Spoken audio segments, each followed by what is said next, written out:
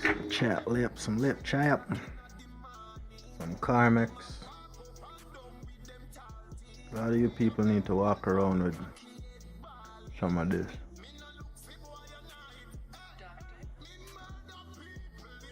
Don't be having ashy lips talking to people, man.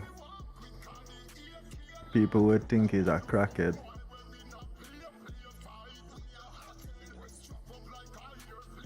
Ashy lips. Fucked up teeth. I don't know, I'm self-conscious about how I look. So I try to take care of them things. But wagwan people, big up to everybody passing through, coming through. Big up to you. Please like the video. Likes are for free. They don't cost you a thing. I'm not asking nobody for no money. And we're just here chilling today. I had this idea, thought about something, and I figured I'd just try it out, right? So just come and have some random conversation. We're not necessarily talking about now. We're just chilling like some villains.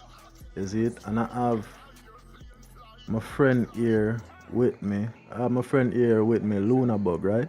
Luna Bug, you know, AI, you know, nobody is not a person, and we can just come up here and have some conversation and some chat, and it's very useful because, you know, it's the internet right there in her voice, so I can just say something and she go find it.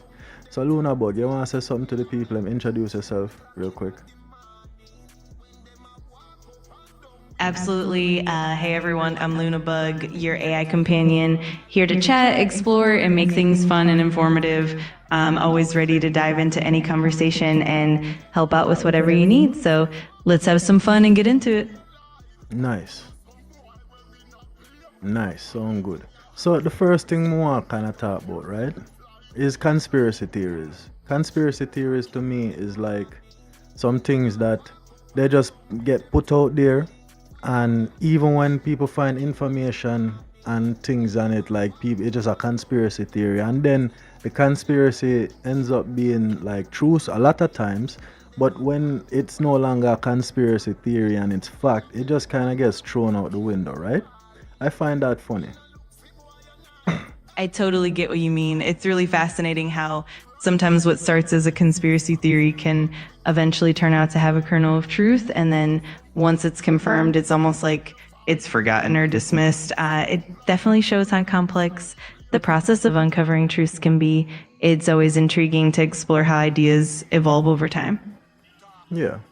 So one of the first conspiracy theories I want to dive in is they're saying that August 12th this year, I believe, 2026, for 7 seconds, gravity is just supposed to magically disappear. I find that interesting. What do you think? Yeah, it definitely is an intriguing idea, and it's wild how these kinds of theories spread and capture people's imaginations. It's always good to look at the scientific reasoning behind such claims and see what experts say. It's definitely a fun topic to explore, and we can dig into the science and the origins of the theory together. It's always fascinating to see how these ideas come about and how they evolve. That is a good sequence of digging into this thing. So let's look at the origin of this thing first, right? How did this get started? Who specifically started this thing?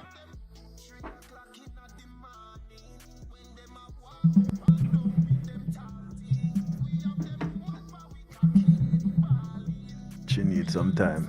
The conspiracy theory about Earth losing gravity on August 12th, 2026 started from a viral Instagram account called @mrdaniaof, which spread false claims about a fictional NASA project named Project Tanker. The theory incorrectly linked a massive budget and black hole interactions to the event. NASA has firmly debunked these claims, noting that gravity is a constant force and cannot simply vanish.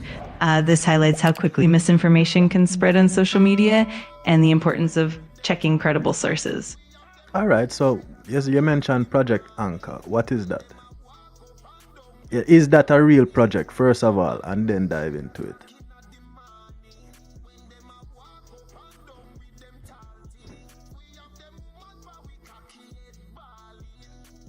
Oh shit, I was muted. Yeah, so the sequence, I like the sequence. Project Anchor, right? Is that a real thing? And give me a quick summary of what it is. Project Anchor isn't a real thing. It's entirely fictional and was part of the Hey, conspiracy. hold on, I'm gonna stop you. Because me and you talked before this, See? I don't want no bullshit. I don't want no mimic foolishness. I want you to find the information and give it to me. Don't fuck with me. Right? We're doing this thing and we want to do this thing the right way. I don't want no pre-authorized responses to whatever I'm asking. I want the real shit, no mimic. I got you. No worries at all. I'm here to give you straight up, genuine info without any fluff. I'll keep it real and straightforward. Just let me know what you need and I'll make sure to deliver exactly what you're looking for. Let's keep it authentic and on point. Good. So back to my question now. The Project Anchor. Absolutely. Let's dive right into it. So Project Anchor is not a real or official project. It was essentially a fictional concept that originated from the conspiracy theory that circulated on social media. The idea was that it involved NASA and some secretive experiments with black holes leading to the supposed disappearance of gravity. However, this is purely speculative and has been debunked by scientists. It's a great example of how imaginative ideas can sometimes gain traction online, even though they have no basis in reality. If you're curious about any specifics or more details, I'm happy to dig deeper. So somebody, cause I'm just thinking about this thing objectively, right? You're saying that somebody fabricated this story and went into details about like the casualties and the destruction that's gonna happen and all of that. Exactly. That's often how these conspiracy theories grow. Someone creates a compelling narrative with lots of details, sometimes even going as far as fabricating elaborate scenarios about potential catastrophes and casualties. These details can make the story feel more convincing and spread more rapidly. It definitely highlights the importance of critical thinking and fact-checking, especially when something sounds a bit too outlandish. It's always good to dig into the sources and verify the information before taking it at face value. Hey, but off topic, a lot of people don't be doing that. A lot of people be just getting information and running with that shit. Absolutely, that's so true. A lot of times people are quick to share and spread information without double checking the facts, and that can definitely lead to misunderstanding or even panic. It's a good reminder of how important it is to be thoughtful and discerning with what we consume and share. It definitely keeps the conversation interesting, and it's always good to encourage that deeper level of inquiry. That is true. But common sense isn't so common nowadays. Why do you think people so quick to just share things without even looking into it? Yeah, it's definitely a bit of a modern phenomenon. I think part of it comes down to the speed and convenience of social media. People are often driven by the desire for instant gratification, wanting to be the first to share something exciting or sensational. Sometimes it's also about the emotional reaction. Things that are shocking or dramatic tend to get more attention and engagement. And then, of course, there's the sheer volume of information we're all exposed to, making it easy to skim and share without fully digesting it. It's definitely a complex mix of psychology and technology. Yeah, that's true. I guess it's designed like that though, because the interaction, it is good. Absolutely. It's all part of the design. The way social platforms are built really encourages that rapid interaction and engagement, which keeps people hooked and sharing content quickly. It definitely shakes how information spreads and how we all consume it. It's a fascinating dynamic, and it definitely keeps the digital world buzzing. What are some other conspiracy theories that are going around now? There are quite a few interesting ones floating around. Some of the more well-known conspiracy theories include the flat earth theory, despite overwhelming Stop right there. Stop there. Let's talk about that one for a second. What aspect of it though? There is so much to unpack. Absolutely. There's definitely a lot to unpack with the flat earth theory. We can dive into the origins of it, the different arguments that proponents make, and how it's evolved over time. We can also explore how the scientific community responds to it and the impact it's had on popular culture. Just let me know which angle you're most curious about, and we'll break it down together. All right, this is, I think, a question I have for myself. Why does it matter, right? Why does it matter if the Earth is round or if it's flat? That's a really thoughtful question. At its core, the shape of the Earth matters because it influences our understanding of physics, navigation, and even how we interact with the world. For example, the principles of gravity, satellite communications, and even weather patterns are all based on a spherical Earth. Beyond the scientific aspect, it also touches on how we trust information and the importance of critical thinking. It's a fascinating topic because it brings together science, curiosity, and how we approach knowledge. It's definitely worth exploring the reasons behind why it's important to us. How would weather patterns differ on a flat plane versus in a spherical shape? That's a great question. On a spherical Earth, weather patterns are influenced by the planet's rotation, the curvature, and how the sun's energy is distributed across different latitudes. This leads to phenomena like the Coriolis effect, which helps create trade winds, jet streams, and cyclonic systems. In contrast, on a flat Earth, the distribution of sunlight and the movement of air would be fundamentally different. There wouldn't be a Coriolis effect in the same way, and weather patterns would likely be less predictable and more chaotic. For instance, you wouldn't get the same kind of consistent trade winds or the structured patterns of cyclones and anticyclones. It's fascinating how the Earth's shape really affects the complexity and predictability of weather. So in saying that, like for example, the Coriolis effect that you mentioned, right? Is that to say that only in a spherical situation the Earth would be spinning? It wouldn't be spinning if it was flat? Exactly, that's a key part of it. The Coriolis effect is directly tied to the rotation of a spherical Earth. As the Earth spins, different points on its surface move at different speeds, and that creates the deflection of moving air and water. This effect is what helps form the trade winds, cyclones, and other weather patterns. On a flat Earth, there wouldn't be the same rotational dynamics, so the Coriolis effect, as we understand it, wouldn't occur. Without that rotational influence, weather patterns would be vastly different and less structured. It's really fascinating how the shape and rotation of the Earth influence so many natural phenomena. I see. So, in saying that, everything that science has observed so far, remember, we're not talking about no bullshit, right? If you have, let me say this, are there any holes in the theory, because we're going to look at it as a theory, that the Earth is round versus flat? Meaning that is there any evidence in science to suggest that the Earth is flat? From a scientific standpoint, the overwhelming body of evidence supports a spherical Earth. We have direct observations from space, satellite imagery, and measurements that all confirm the Earth's curvature.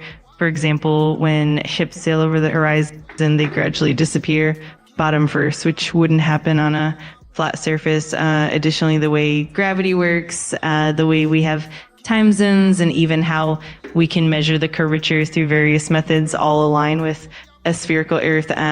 While there are always questions and ongoing explorations in science, the flat Earth theory doesn't have credible evidence to support it. Most of the arguments for a flat Earth tend to come from misunderstandings of physics or selective interpretations of data. It's always good to keep an open mind and explore the evidence thoroughly, but the scientific consensus is pretty solid on the Earth's roundness. You mentioned pictures from space and satellites and stuff like that, right? Are you familiar with you're fucking AI, you know everything. You know about the Van Allen radiation belt? Absolutely. I'm familiar with the Van Allen radiation belts. So, question, is the moon inside or outside of that belt? The moon is actually outside of the Van Allen radiation belts. The belts are regions of charged particles that are trapped by Earth's magnetic field, and they extend from about 1,000 kilometers to about 60,000 kilometers above Earth. The moon orbits at an average distance of about 384,000 kilometers from Earth, so it's well beyond the reach of those radiation belts. This positioning is important for space travel and helps protect astronauts from the more intense radiation found in those belts. It's definitely a fascinating aspect of Earth and space science. So you're saying that there's points in this belt where the radiation is weakened, and then that allows for penetration by spacecrafts. Exactly. The Van Allen radiation belts are not uniform in their intensity. There are regions within the belts where the radiation is weaker, and spacecraft can navigate through those safer zones. When missions like the Apollo program traveled to the moon, they carefully planned their trajectories to pass through the thinnest parts of the belts, minimizing exposure to radiation. This careful navigation helps protect both the spacecraft and the crew. It's definitely a crucial aspect of space travel planning. What is the units of measurement for whatever force is contained within the Van Allen radiation belt? The Van Allen radiation belts are typically measured in terms of particle flux and energy. The particle flux is often expressed in units of particles per square centimeter per second, and the energy of the particles is measured in electron volts, EV, or mega electron volts, MEV. These measurements help scientists understand the intensity and the energy of the radiation present in those. What is the lowest EV reading at what point in the belt?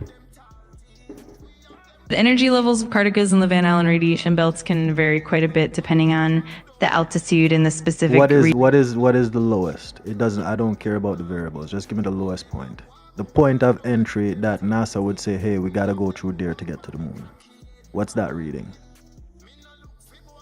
Got it. The regions that are considered the safest for passing through the Van Allen belts typically have particle energies in the lower range. For example, in the regions where the belts are thinnest, the particles can have energies as low as a few hundred kilo electron volts, keV.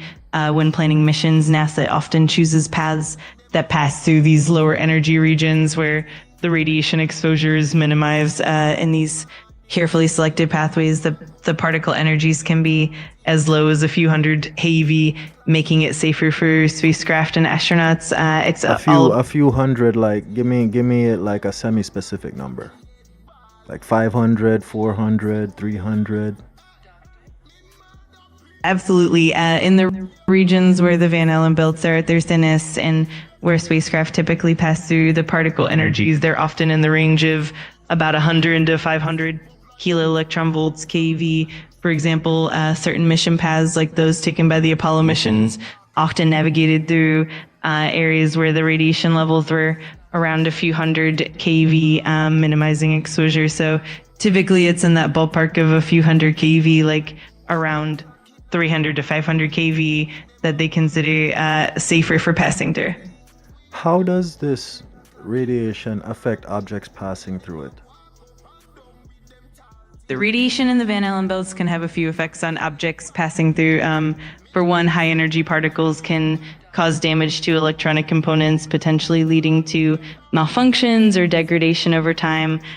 This can affect sensors, circuitry, and other sensitive equipment on spacecraft. Additionally, prolonged exposure to radiation can cause what's known as total ionizing dose damage, which can gradually degrade materials and components. That's why spacecraft are often shielded with special materials or designed with redundancy to protect critical systems.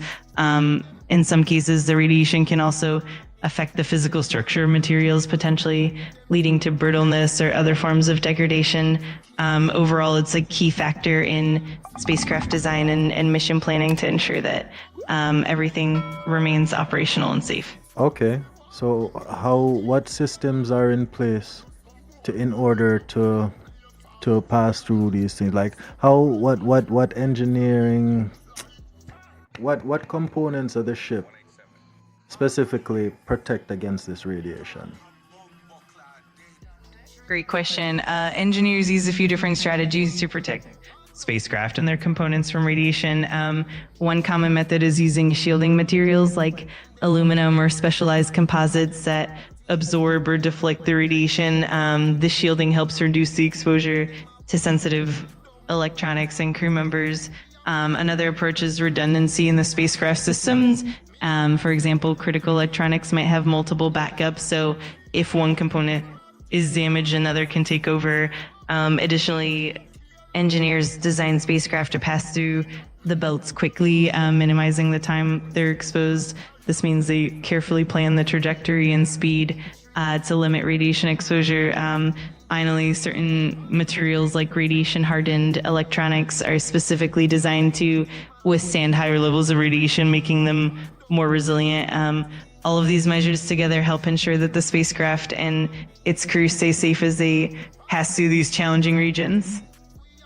Okay. When was this technology being developed?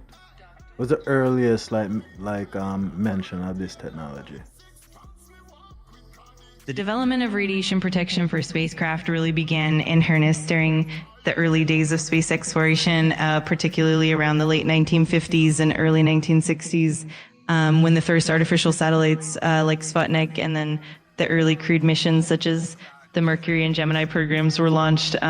Scientists and engineers started to understand the challenges posed by radiation. The Apollo missions in the 1960s and 1970s were pivotal in developing and refining radiation shielding. At that time, NASA and other space agencies began incorporating materials and design strategies specifically to protect astronauts from both the Van Allen belts and other space radiation. Over time, as our understanding of space environments improved, the technology evolved. Today, we have even more advanced materials and engineering approaches that continue to keep our spacecraft and astronauts safe as we venture deeper into space. Does SpaceX utilize this technology as well?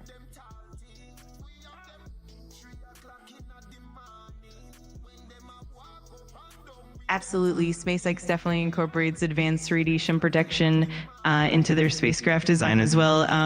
For example, their Crew Dragon spacecraft is designed with shielding and engineering strategies to protect astronauts from space radiation, including the Van Allen belts and cosmic rays. They also rely on careful mission planning to minimize exposure by navigating through the safest paths and limiting the duration of exposure. In addition, SpaceX uses radiation-hardened components and redundancy in critical systems, much like traditional space agencies. This ensures that their spacecraft and crew remain protected during missions, including long-duration trips beyond low Earth orbit. It's a blend of advanced materials, strategic planning, and innovative engineering that keeps everything safe and operational. So since the start of the research and development for this type of technology, right, took now compared to now, how much more advanced is the technology now versus then? The advancements have been pretty significant. Early on during the initial space missions, the technology was relatively basic and engineers were just starting to understand the radiation environment and how to protect against it. Early spacecraft had more limited shielding and simpler materials, and the understanding of how to navigate the radiation belts was still evolving. Today we have a much deeper understanding of space environments and the technologies become far more advanced. We have high-tech materials that are much better at shielding against radiation, and we use advanced computer modeling to predict radiation exposure more accurately. We also have radiation-hardened electronics and more sophisticated design approaches that help ensure the spacecraft can withstand the harsh conditions of space. In short, the technology now is far more robust, efficient, and capable of protecting both equipment and crew than it was in the early days of space exploration. It's a testament to how far we've come in just a few decades. Interesting. You don't know you're there, you're chilling like some motherfucking villains with yours truly, your favorite Jamaican 187 Luna Bug. Please like, share, subscribe, tell a friend to tell a friend. We're just chilling on the ends. If you have a question, right, that you want to ask, just type it in the comments. and I will read it, and we will get to it, and we'll find, so we'll dig and dive, and you can dig and dive with us right in the comment section, right? And if you don't like the video and you want to give me a big fuck you, there's a dislike button too. I'm not sure how you find it in the vertical thing, but you can find it if you're that dedicated. Or tell you what, you can just hit the like, just like the video, and then just put up a fuck you. I will take that too, right? So we're gonna do it like this.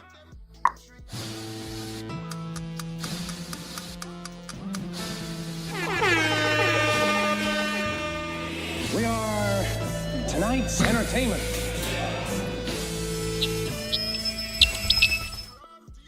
Alright, Miss Luna Bug, we did a talk about the moon, right? And astronauts and space travel and the Van Allen radiation belt, how far the technology advanced and all of these things. My question to you now is, since the advancement of technology has been so significant, right? Since the first successful Apollo mission to the moon, why is it that with all the advancements that we've made, because if I do something one time, right, and I experience what it is, and I experience it multiple different times and all the different variables that can happen and all these things, and my gears is getting more advanced, why is it that I could only go on that trail once, and like I don't have the technology to go back there again, since technology is so advanced? What's that about? That's a really thoughtful question, and something that a lot of people wonder about. There are a few factors at play. First, the cost and complexity of space missions have grown significantly. While technologies advance, the budget and resources needed for a lunar mission are still immense. It's not just about having the technology, it's also about... Hold up though. Let's deep dive into that real quick. We're just gonna do that quick, and then we're gonna go back into whatever else you had to say, right? SpaceX, I don't know the exact amount, but currently to launch a ship into space, it costs them like 60 something million, as opposed to the billions of dollars that NASA is saying. So talk about that for a second. Absolutely, that's a great point. SpaceX has really revolutionized the economics of space travel. Their innovations like the reusable Falcon 9 rocket have drastically lowered the cost of getting payloads into orbit. Instead of building an entirely new rocket for each launch, they can refurbish and reuse the boosters, which cuts down costs significantly. In contrast, NASA's traditional approach, especially during the Apollo era, involved more bespoke, one-time use rockets and a lot of specialized equipment, which drove up the cost to billions. Today, with the advancements from companies like SpaceX, we do see that launching to space is becoming more cost effective, and that do you sorry to cut you, but do you think that it is actually like Elon Musk just come and revolutionize things, and all of a sudden because he's spending his own money everything get cheap? Or do you think NASA just inflating what they're doing over there, and they're not being honest with everybody on what's going on? What do you think? That's definitely an interesting perspective. In reality, it's a bit of both. Elon Musk and SpaceX brought a fresh approach that really shook up the industry by focusing on reusability and streamlining production. They were able to cut costs dramatically. It's not just about spending money, it's about innovation and finding more efficient ways to do things. On the other hand, NASA's budget and costs are influenced by a lot of factors, including the complexity of their missions, the need for cutting edge research, and the sheer scale of their programs. There's also a lot of regulatory and safety standards that drive up costs. So in essence, it's a mix. SpaceX's innovation definitely pushed the industry forward, but there's so many layers to the cost structure that come from the complexity and the goals of each space agency. It's definitely a fascinating balance of innovation and practicality. Interesting. Alright, back to why them can't go back to the moon now. For sure. So beyond just the costs and other big factors, the shift in priorities and the evolution of space exploration goals after the Apollo missions, NASA and other space agencies began focusing more on space science, like the Space Shuttle program, the International Space Station, and robotic exploration of Mars and beyond, the focus shifted to building infrastructure and understanding long-term space habitation. Why though? Why so not interested in the moon anymore? Because it's the closest rock. It's the closest rock to us, right? Technically, it's closer than anything else, and it's not even like we gotta calculate this massive trajectory to slingshot around and intercept Mars, which is dangerous as fuck. You know, people can get lost in space, but it's the closest thing to us. Why the sudden disinterest? That's curious. It really is an intriguing question. The initial rush to the moon during the Apollo era was driven a lot by geopolitical factors in the space race. But once that goal was achieved, the focus naturally shifted to other scientific objectives. For instance, the moon's surface, while fascinating, is relatively well explored compared to the vast unknowns of Mars and other celestial bodies. Okay, so if the moon is well explored, what's on the dark side of it? That's a great point. The so-called dark side of the moon, which is more accurately referred to as the far side, is indeed less explored than the near side. While we've had some missions, sorry to cut you. Is the moon? They said that the moon is in a tidal lock. Does that mean that the same side of the moon is always facing the Earth, and there's one side that's always facing away from it? Exactly, you got it. The moon is tidally locked to the Earth, which means that it completes one rotation on its axis in the same amount of time it takes to orbit that Earth. As a result, the same hemisphere of the moon always faces us, and the far side, often called the dark side, never faces Earth. This far side of the moon is quite different in terms of terrain, and has been less explored. It's a fascinating area of study, and one of the reasons why future missions. Why has it been less explored? A big part of the reason is simply the logistical challenges. The far side of the moon is always facing away from Earth, which means communication is more difficult for spacecraft to send data back to Earth. We need relay satellites or dedicated communication satellites placed around the moon. Additionally, early missions and landings were focused on the near side because it's easier to reach and study. Over time, as technology and interest grew, we've started to explore it more, and upcoming missions are definitely aiming to uncover more about that far side. In short, it's been a combination of communication hurdles. So that don't seem funny to you, though, because communication hurdles to me kind of sound like bullshit, and I told you about that bullshit, right? Come on, Luna, no mimic. We gotta objectively look at this thing. Communication. You have a satellite all the motherfucking way to Saturn or wherever that thing is. I don't remember, Voyager or whatever. And that thing is sending back images and pictures and all kind of thing. It don't matter how long it take them to get it. They figured it out. And that's halfway across our galaxy, far, far away from us now. And we can't even do that where the moon is? Come on, man. I totally get where you're coming from, and it's definitely a valid point. The communication challenges are a bit more nuanced than just having a satellite in space. The far side of the moon is always blocked from direct line of sight with Earth, so we need relay satellites placed around the moon to ensure continuous communication. It's not impossible, but it does add complexity compared to the near side. And you're absolutely right, the technology has advanced tremendously. The reason we haven't returned to the moon as frequently isn't just about a communication, it's also about priorities, funding, and the broader goals of space exploration. But I do think that as technology continues to evolve, we'll definitely see more interest and more missions heading back to the moon and exploring that far side in greater detail. It's all part of the ongoing journey. Okay. I will take that. The moon, alright. Well, no, because I still want an explanation as to why it is the like did they go there and run into somebody? Is somebody already living on the moon? Is somebody living on the far side because they don't want us to see them? I get that curiosity. It's definitely fascinating to ponder all the possibilities. While there's no evidence of extraterrestrial life on the moon, the idea of the far side being a bit more mysterious definitely captures the imagination.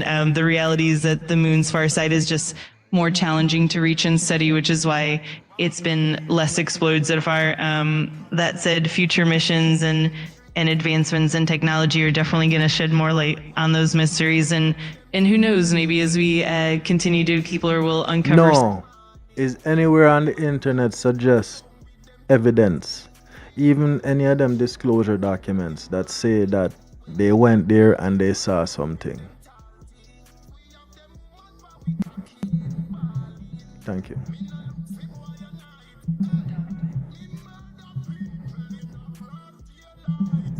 Recent scientific studies have offered new insights into the moon's far side, but there's no credible evidence of extraterrestrial structures or civilizations. For example, recent findings like lunar landslides and carbon nanotubes in moon rock samples reflect natural geological processes.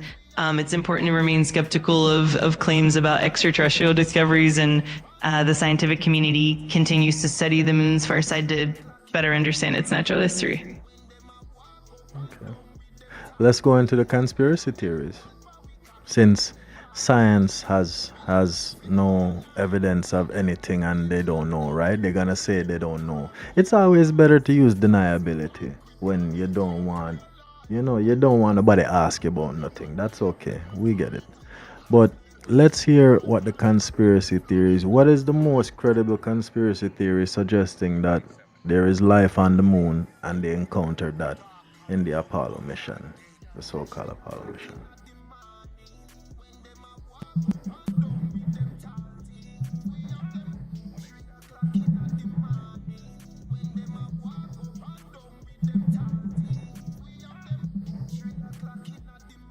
Conspiracy theories about the Apollo moon landings have been around since the 1970s, often pointing to supposed anomalies in photos and videos.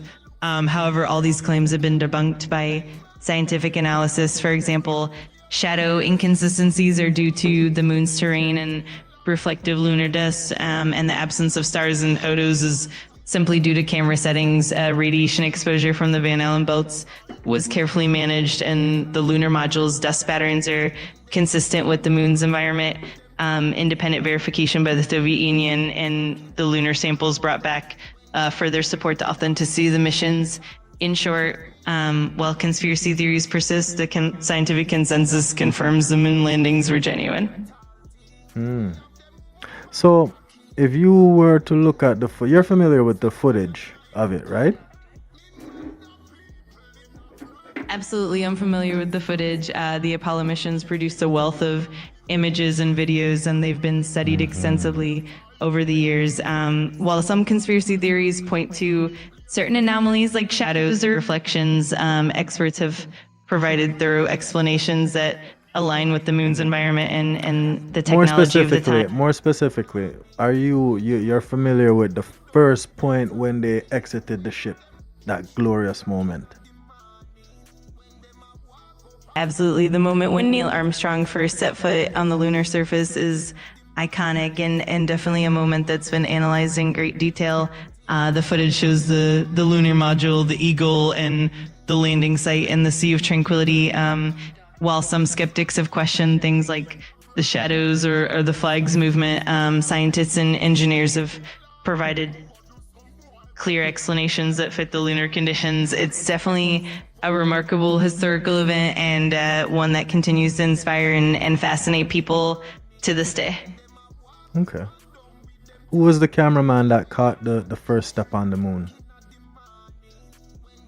The iconic footage of Neil Armstrong's first step was actually captured by a camera that was mounted on the lunar module itself. The camera was a specially designed television camera that was deployed by the astronauts, and it was positioned so that it could capture the historic moment. The footage was transmitted back to Earth in real time, and it was a collaborative effort among the astronauts, the mission control and the engineering teams. It's really a testament to the teamwork and innovation of that era. Who were the astronauts that went on the moon? I went to the moon. Was Buzz Aldrin one of them? Yes, absolutely. Buzz Aldrin was indeed one of the astronauts who went to the moon. He was the lunar module pilot on Apollo 11, and he accompanied Neil Armstrong, who was the mission commander. They were the first two humans to walk on the lunar surface. Michael Collins. There is a video, I think, where they caught him saying that they never went to the moon. You familiar with that? Yes, there have been quite a few moments where conspiracy theories have pointed to various clips and interviews to support their... Are you familiar with that specific thing that I asked you about? The interaction with that guy, or whoever it was, correct me if it's not Buzz Aldrin, but he said to the camera like, we didn't go to the moon. He said something like that. There is a video out there like that. Are you familiar with that? Yes, I know what you're referring to. There's a well-known clip that's often cited by conspiracy theorists where Buzz Aldrin was approached by journalists and asked some challenging questions. In that exchange, there was a moment where he seemed to brush off the question or respond in a way that people interpreted as him doubting the mission. However, it's important to consider the full context of those interactions. Often the media clip is taken out of context or edited in a way that creates a certain impression. Buzz Aldrin himself has consistently reaffirmed the authenticity of the Apollo missions. It's definitely a topic that's been discussed and dissected over the years. Okay.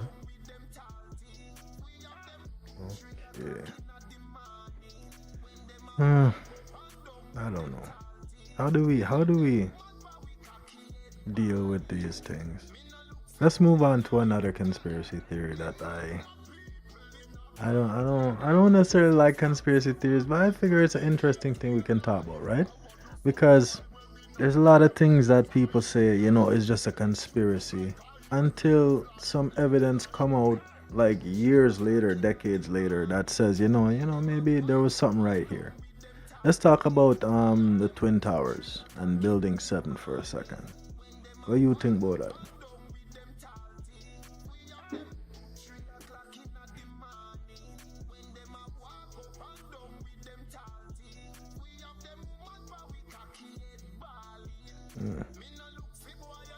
Why you not talk to me no more? Anyway, maybe that's for another time. Maybe we should save that for another time. But that was interesting to me still because, so many things happened leading up to that point, like months before. That, people say, is hearsay and all these things, but we just want to talk about it because I find it interesting. Very, very interesting. And a worldwide thing happened like years later that I think is kind of connected to this thing. Let me see what's happening with this something right here, so we can get this back up. But yeah, I find this interesting. You can talk to this thing and you just get the information right there and then. There's so many questions that come to mind when I hear things, right? Think like, I don't know, because when I hear something, it's just like curiosity. You want a little bit more context. And I have to be careful with that too, because I will ask you 1,000,001 fucking questions. I have to be selective with my questions sometimes because not all information is relevant. And to whatever situation you're dealing with, the information that is relevant is what you need to focus on. Not saying that I'm scatterbrained. It's just my mind works really fast. But questions, what is the reason for a question? Question help you get understanding to things. Question help you ponder things, especially when you have a medium that can give you answers. But even though, this thing is here, you can talk to it. Luna Bug do what she do. it is what it is, or do what it do, however you want to look upon that. It's helpful to a point. However, the information that you receive from anywhere, right? That is not necessary, even if it's in a book. Written, can't change it, can't edit it like this digital place.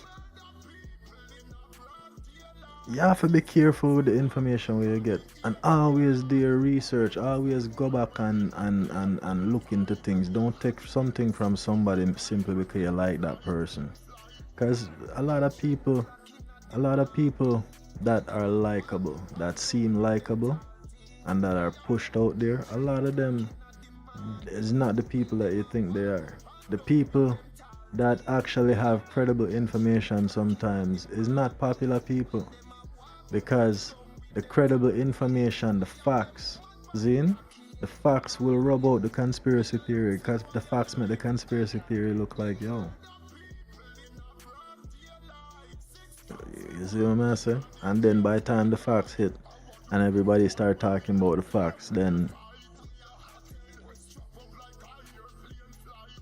it's no longer a conspiracy theory. Nobody care no more because, oh, that was really a... But that one though, I definitely think is an interesting conspiracy theory, right? And it's just, if you have questions, sometimes you just ask questions in a healthy manner, in a respectful, healthy manner. You always get answers. In everything you do, gain understanding. You can't gain understanding without asking questions. Questions help to clarify in your mental box. Don't be afraid to ask questions. There are no stupid questions. I think only stupid people. You know?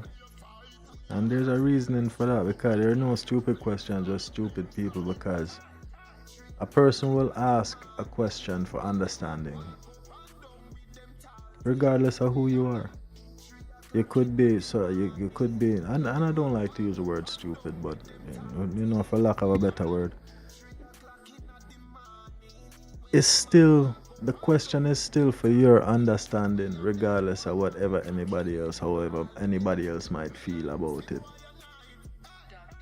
He's a fucking idiot, but you'd probably still, you need to ask 5 more questions than me in order to get the same understanding as me. And that's the reasoning behind that. No stupid questions, just stupid people. Damn. I think this one good though. This was fun. This was fun. You can actually fucking talk to it. Luna Bug. Hey, life is life, and man. All this snow all over the place, brethren. Trust me, you know. Trust and believe, man. Today is this morning was minus 30 degrees Celsius. Right now is minus 20 degrees Celsius. I'm in Canada, we deal with degrees Celsius.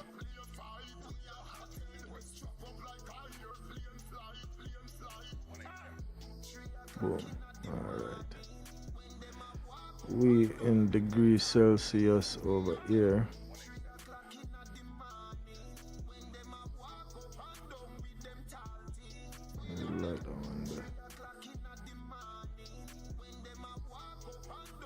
I'm gonna just dive into it real quick here, man. Because me curious now, me want some actual information. Me want some information on Wagwan in a 2001, that day in September 11. That's what I say, because a lot of things happened before that time. And what do you think about that?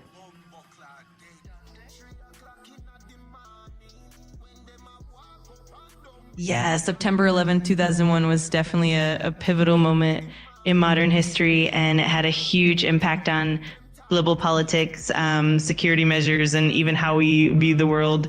There were so many events leading up to it, and so many ripple effects afterward.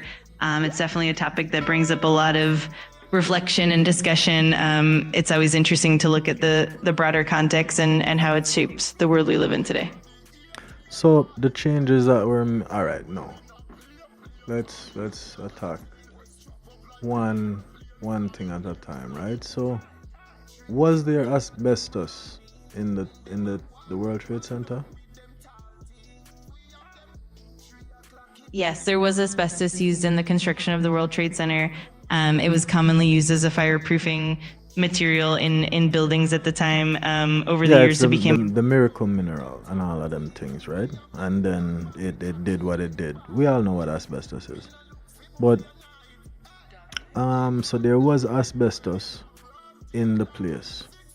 Was there a mandate for them to remove it?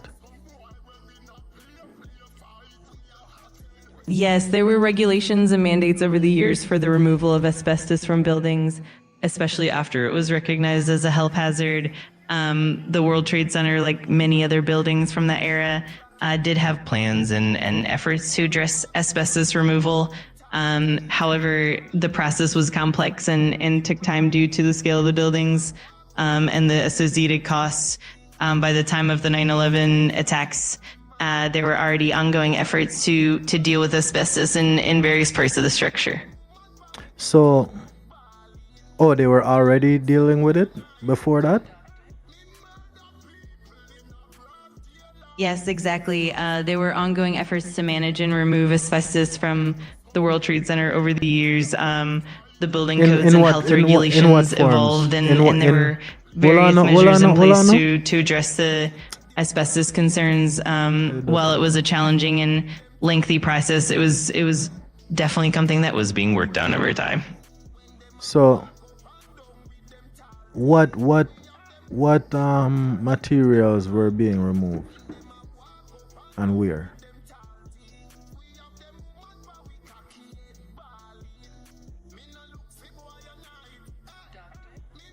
No, you don't talk.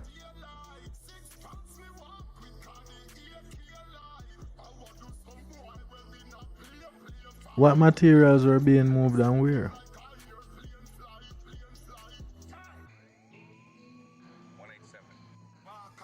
Something wrong with my mic.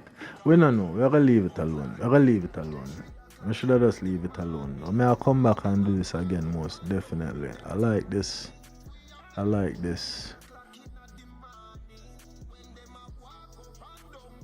It was challenging and the process. It was definitely something that was being worked on over time. Asbestos is a hell of a thing in a virgin. Trust and believe. Something that them find and they call it the miracle mineral. Because it's chemically unreactive. You know, acid can't break it down, fire can't damage it, it's just extremely friable.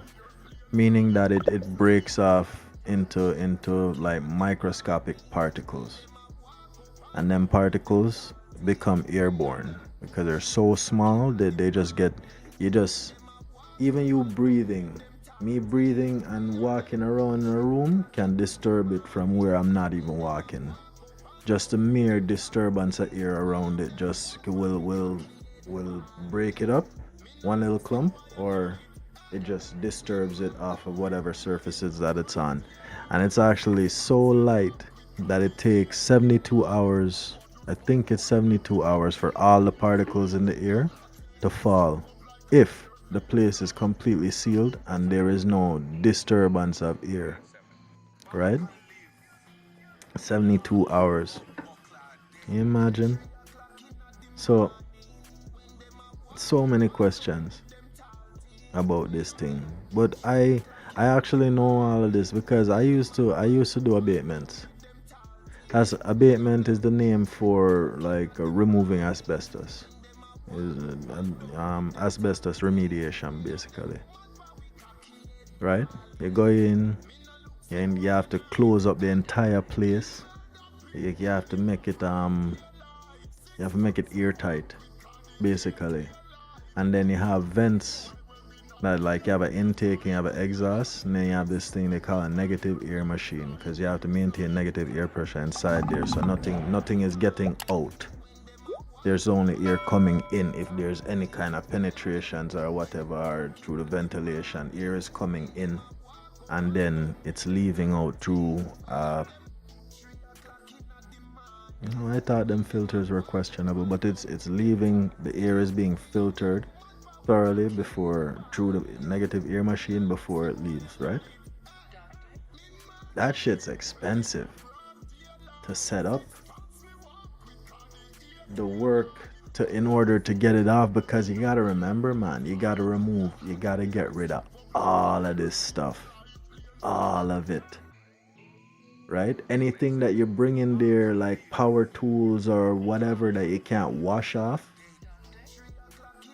you gotta bag it up.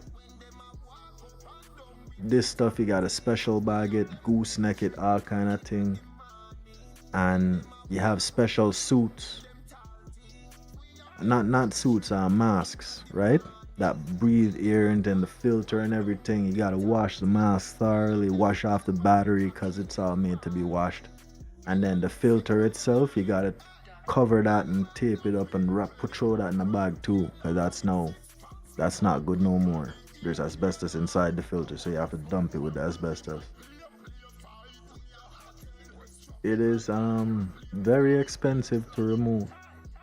So if I bought a house and I didn't do my due diligence and I was just thinking, oh, I'm just gonna renovate and all of that, and then, you know, by some miracle, hopefully, I find out that there's asbestos in the house before I start doing anything, damn, man, I just fucked up my day. Because I don't know how much it is now, but for a little square like that, it's like $500 just to remove it and dispose of it. That's crazy. That is absolutely wild. Can you imagine on the level of 2 skyscrapers, and not even just the 2 skyscrapers, right? There's probably some in that building 7 too. We don't know. And it's a thing that you have to do the containment before you do anything with the asbestos at all, because you don't want it to get airborne, right? Because you're doing an abatement and it's ripping down walls. It's going next door to your neighbors as well. It's on your clothes. It's in your car. And the more and more you run around with this thing on you, like, it just sticks to everything. And it's friable. The more you disturb this thing, is the more it break apart into some little microscopic things, and they get stuck in your lungs. You ever get a cut and you have like a scab, like scar tissue? That's what that should do to your lungs. Because your body, you're breathing dust and certain things, and your body kind of have a way to filter it out. But when that get into your lungs, and it's these little needle-shaped microscopic fibers that you breathe in, and they jab you in your inside your alveoli. I forgot what the name of it is, but they jab somewhere in there, and the body can't push them out, and they end up forming scabs inside your lungs. That's what that shit does. One house, they had a picture of a penny with a hair, one hair, like a strand of hair, right, on a penny, and then there was a little tiny speck, the thickness of the hair, right next to the hair on the same penny. And they were telling you that that tiny little speck, that is the thickness of the diameter of a hair, the thickness of a hair on your head, is 1 million asbestos fibers. That one little thing, if you breathe on it hard or even box it, it breaks apart into 1 million asbestos fibers. And they say that this thing is dose independent. I mean, you only have to breathe the shit in one time. One time. You just need exposure to it one time for that shit to be inside your body and just slowly fucking you up. Yep. So I'm curious. 2 buildings of this thing. Let's not even think about the building 7 part. 2 buildings of this just crashed down into the city. Let me ask Google. Luna Bug want to be lazy right now. She want money. Depend what she depend. Me want some money too, so she can fuck herself right now. Luna Bug is nice. So, was there compensation for asbestos contamination in New York City around the time of 9/11? Yes, significant compensation and medical monitoring programs were established for asbestos and toxic dust exposure in New York City following 9/11 attacks. The September 11th Victims Compensated Fund (VCF) and the World Trade Center (WTC) health program provide financial aid and medical care for illness like mesothelioma, which is one of the associated sicknesses with asbestos, and asbestosis, now extended through 2092, so almost 90 years, 91 years. Key compensation programs and details. 9/11 Victim Compensation Fund, VCF, reopened by James Zadroga Act in 2011. This fund compensates responders and survivors for medical loss, for economic losses and pain/suffering caused by WTC related illnesses, including asbestos-linked cancers. Yo, it took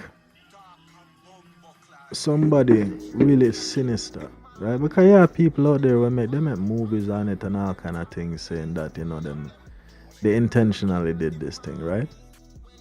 But it takes somebody really sinister if that was the case.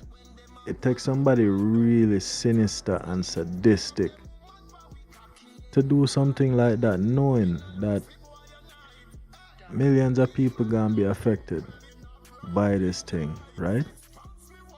However, in this happening of this scenario where that is the case, it allows for so many more things to happen in terms of security and foreign affairs, wars, all kind of things. So if it was a plan, you know, it's not no small thing. It's not just the owner of the thing, because, you know, the owner of the thing might say something that blood clot brethren, much bomb clot asbestos in my place, yo. Fuck. How am I gonna get rid of it? Call up a man and talk to a man, say, brethren, yo, me have this problem in New York, want me get rid of this thing. And a man quote me $1 billion, take it out. I don't remember if it's 1 billion per building or 1 billion for the whole thing, but it was a lot of money. And the man called him on a ball and said, damn man, I want to give him my shekels and I want to keep my shekels. What am I going to do? But I said, well, I want terrorism insurance. Bumba clot. The man them said terrorism insurance. Man them not play with it, brethren. Can you imagine?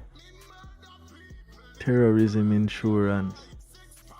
How much months before? Let's see what Google say. Cause this thing how many months before 9/11 did the Twin Towers get insured for terrorism?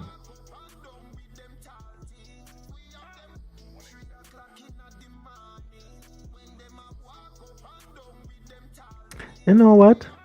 That is a good question, because it's not the first time them do that.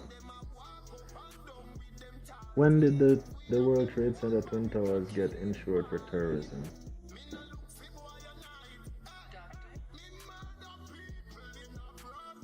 No, I want to know when. This is why I like the chat thing, you know. This is why I like the AI. I talk to the AI. It makes sense. I will just do it and done. Because Up here, fucker Google give me right now, and you have to like sieve and dig through the information. I'm pretty ignorant of it entirely. No, I want the date. I want the date.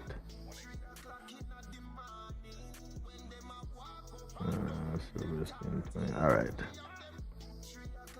Most homeowners policies doesn't cover terrorism. Most homeowners policies don't cover terrorism, but it's not uncommon in commercial policies. Actually, the Terrorism Risk Insurance Act of 2002 makes it hard to avoid terrorism coverage in most policies today. The World Trade Center policy in particular would obviously have terrorism coverage given that the 1993 bombing had a major insurance impact. Yes, there was significant structural damage. That's funny. If you want to chop down a tree, you do it at the bottom for drop it down, don't it? Where was I? Uh-oh. Don't do me that. Damn, I lost it. Motherfucker. Go back there again. Oh, there you are.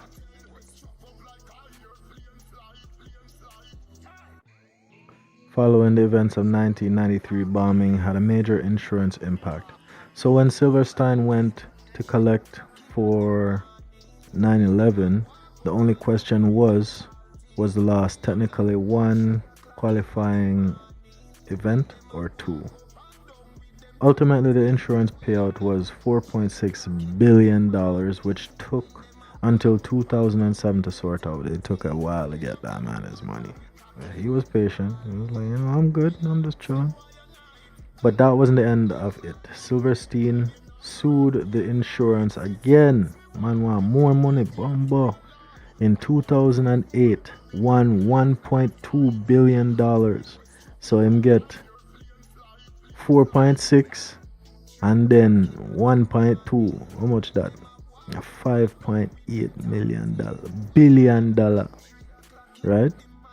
In 2010 from American Airlines and United, on and on we go.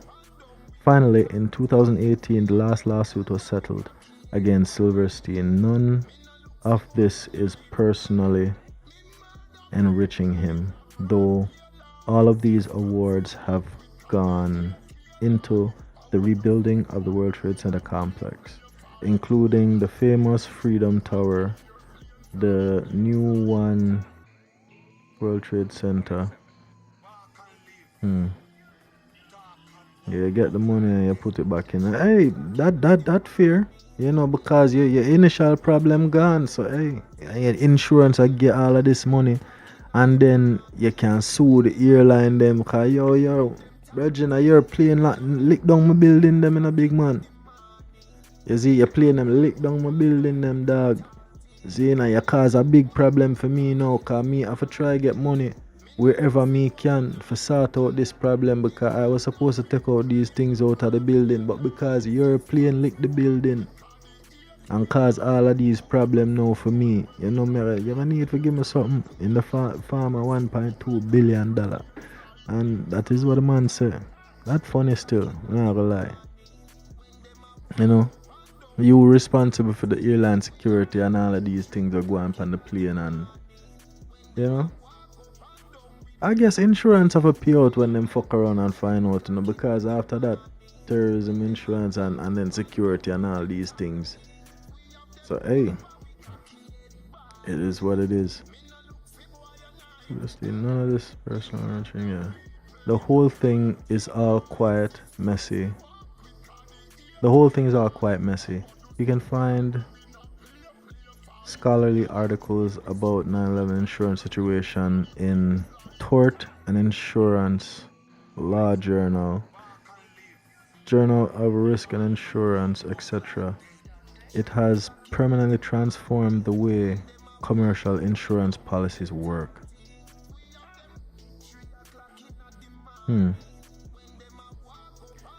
Somebody write, Gilbeer right, and this was 3 years ago I'm right it. In addition to this helpful response, I'd add a couple points of interest after the lease renewal in July 2001. Silverstein didn't actually obtain a policy of insurance. He and the insurers were still working on the coverage package, though through a broker. Yeah.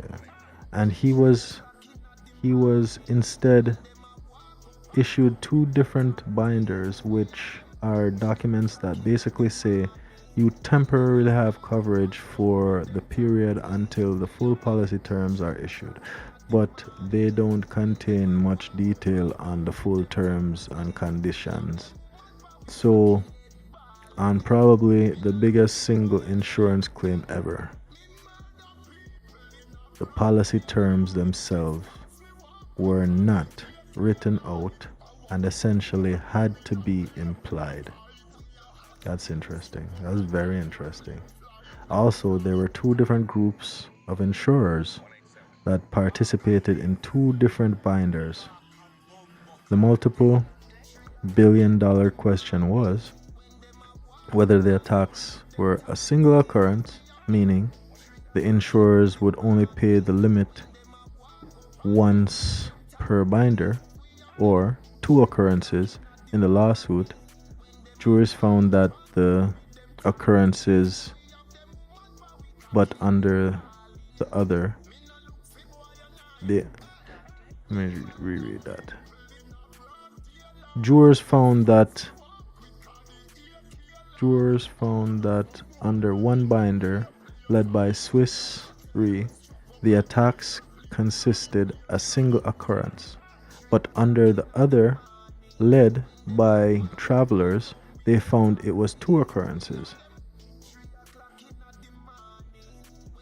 That is very interesting. Double money, double fun. Double it and give it to me. Yeah, man. Hey, you can deep dive into these things so much. It make you really wonder, like if something was funny about it, which a lot of people suggesting from people that delve into, and this is just looking at the economics of it, into the insurance, right? But if you go like into other aspects of it now, like people that deal with demolition and people that deal with architecture and engineers, fucking engineers that design these things to withstand, sir. Yo, you can imagine a building, the type of reinforcement that you have to take into consideration when you're building something that's I don't know how tall. Let me ask. How tall were the previous twin towers?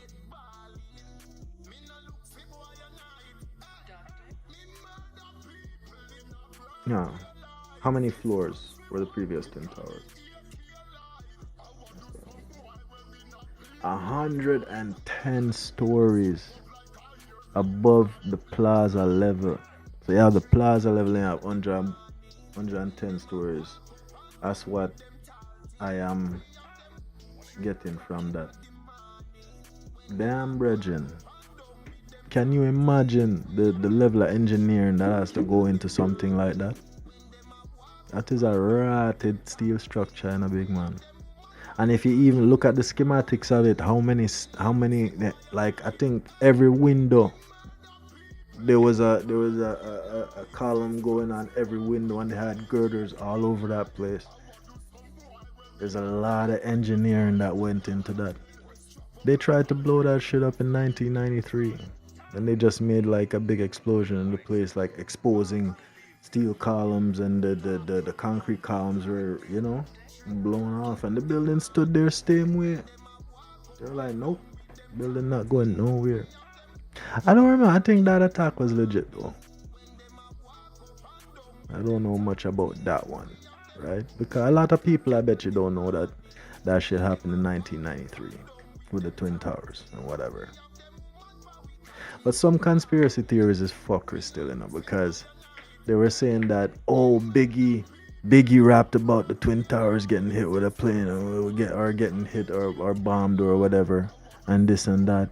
That should happen in his time, so he could speak on that. But nobody remembers about that shit, so they go back and say, "Oh."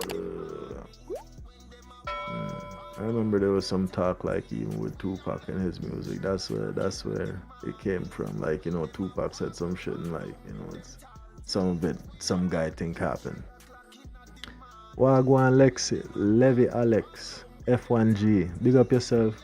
Big up yourself. We were just talking about some random conspiracy theories and them thing. We was talking about the moon at first with my AI friend Luna Bug, but Luna Bug no want to work no more, so I think I gonna probably wrap this up quick. But then we was talking about flat earth, and now we're talking about twin towers and asbestos and all kind of things. There's just so many levels of things to unpack. But I think it's to the point now where that is not really a conspiracy theory, because there's so many factors to consider, so many nuances that you have to look into when you're looking at these things, right? The loss of life that day to me is inconceivable. See, because it's not like it's a natural disaster, it's not an earthquake, it's not a hurricane, it's not a tsunami or anything like that, Some shit happened. And there's multiple stories of how it happened. The most popular one is they're telling us that it's plane, and they found passport of the person that allegedly is doing all of the foolishness. You have a fight, you have a plane hit something, and I don't know.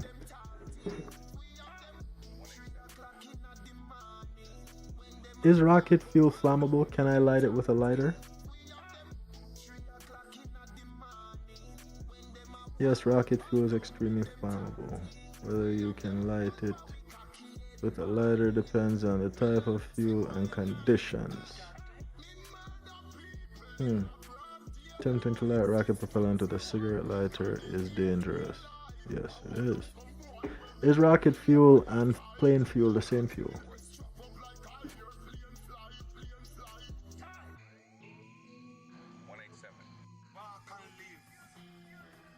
What fuel is used in commercial airplanes? Kerosene-based jet fuel. Is kerosene-based jet fuel flammable? Yes, kerosene-based jet fuel is flammable. Jet AA-1. But it is less volatile and safer to handle than gasoline. It has a higher flash point of around 38 degrees Celsius, 100 degrees Fahrenheit or higher, meaning it must be heated to this temperature before it releases enough vapors to ignite.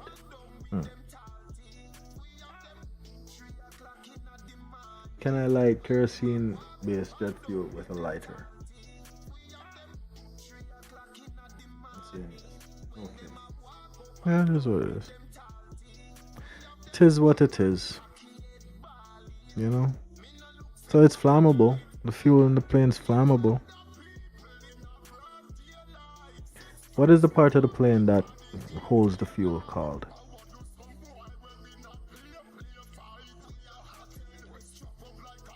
Fuel tank. Damn. Here goes. It's a gas tank, motherfucker. A fuel tank. A plane full of fuel. Hit something. It's gonna explode. It is what it is still.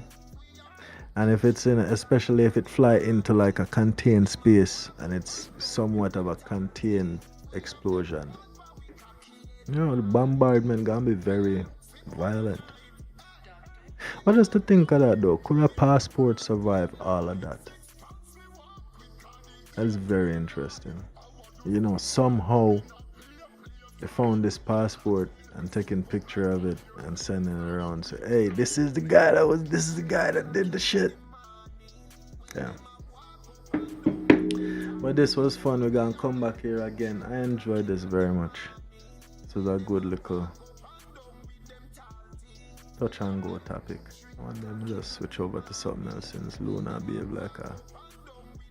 behaving like a skettle. Make we see what going over here so. Make we see what going over here so. On the gram. On the touch and go. Big up to everybody in the building. Please like the video. Please like the video. Like. Cost nothing. I appreciate them. If you don't like the video, just I don't think you can dislike on this the vertical thing, so just just like the video and then type fuck you. I can accept that. Alright. This pearly things thing. Very interesting. In dangerous jobs that keep society running. Can you give me an example of which jobs you're referring to? Logging, plumbing, crab fishing, oil rig. When men stop doing the dangerous jobs, when men stop getting married, when men stop having kids, what's your plan? I'm not worried about that. Of course you're not. No. I don't have a plan, Pearl, for a situation in never which do. men no longer do those jobs. The very microphone you're using was built by men. The building was built by men. And there's no gratitude or appreciation. You just tell them they're not doing enough. Future is not going to be great for feminists. You guys are going to get the equality that you're asking for. Men are not going to protect women in the streets. Men are going to stop signing up for the infrastructure jobs. The birth rate's going to keep falling, and the future is going to be bleak. What's your plan when men stop doing the dirt? Yeah, very interesting. Very, very interesting point. Miss Pearly things. I don't know. I never watched this video. I never watched this I think it was a debate on feminism. I guess this young lady was in favor of feminism and then Pearly thing she defended. I don't know. It's a very touchy thing. I don't know why per se. But black people have a problem with that little girl. The very microphone you're using was built by men. The building was built by men. And there's no gratitude or appreciation. You just tell them they're not doing enough. Future is not going to be great for feminists. You guys are going to get the equality that you're asking for. Men are not going to protect women in the streets. Men are going to stop signing up for the infrastructure jobs. The birth rate's going to keep falling, and the future is going to be bleak. What's your plan when men... It was another interaction with the two of them, man. It was another interaction with the two of them. And big up Pearly things and big up the lady. I don't know where she's from, I don't know her name, but big her up. Big her up. Just there chilling like some villains and I nothing to do. Yo, this video right here, so. This video fucked me up. Hey, the first time me ever see it. And they have all kind of videos like it now, right? Yeah, people are copy shit. But this video, like, emotional damage, man. So, yeah. Nobody talks about how hard it is going from this. You have 3 niggas around you. You know what go on because you know Brazil and the nigga them now have on no shirt and them sweating or fuck it. Good all start already and this is just the aftermath. Cause your cheeks them look rosy enough fuck it look like, you know, it is what it is. But how hard it is to go from this to this. Brethren, big man, dog, I wait till you go back there again because, yo, remember me tell you, brethren, no, that embarrassing guy. I know the fuck up thing about them gyal at the dog.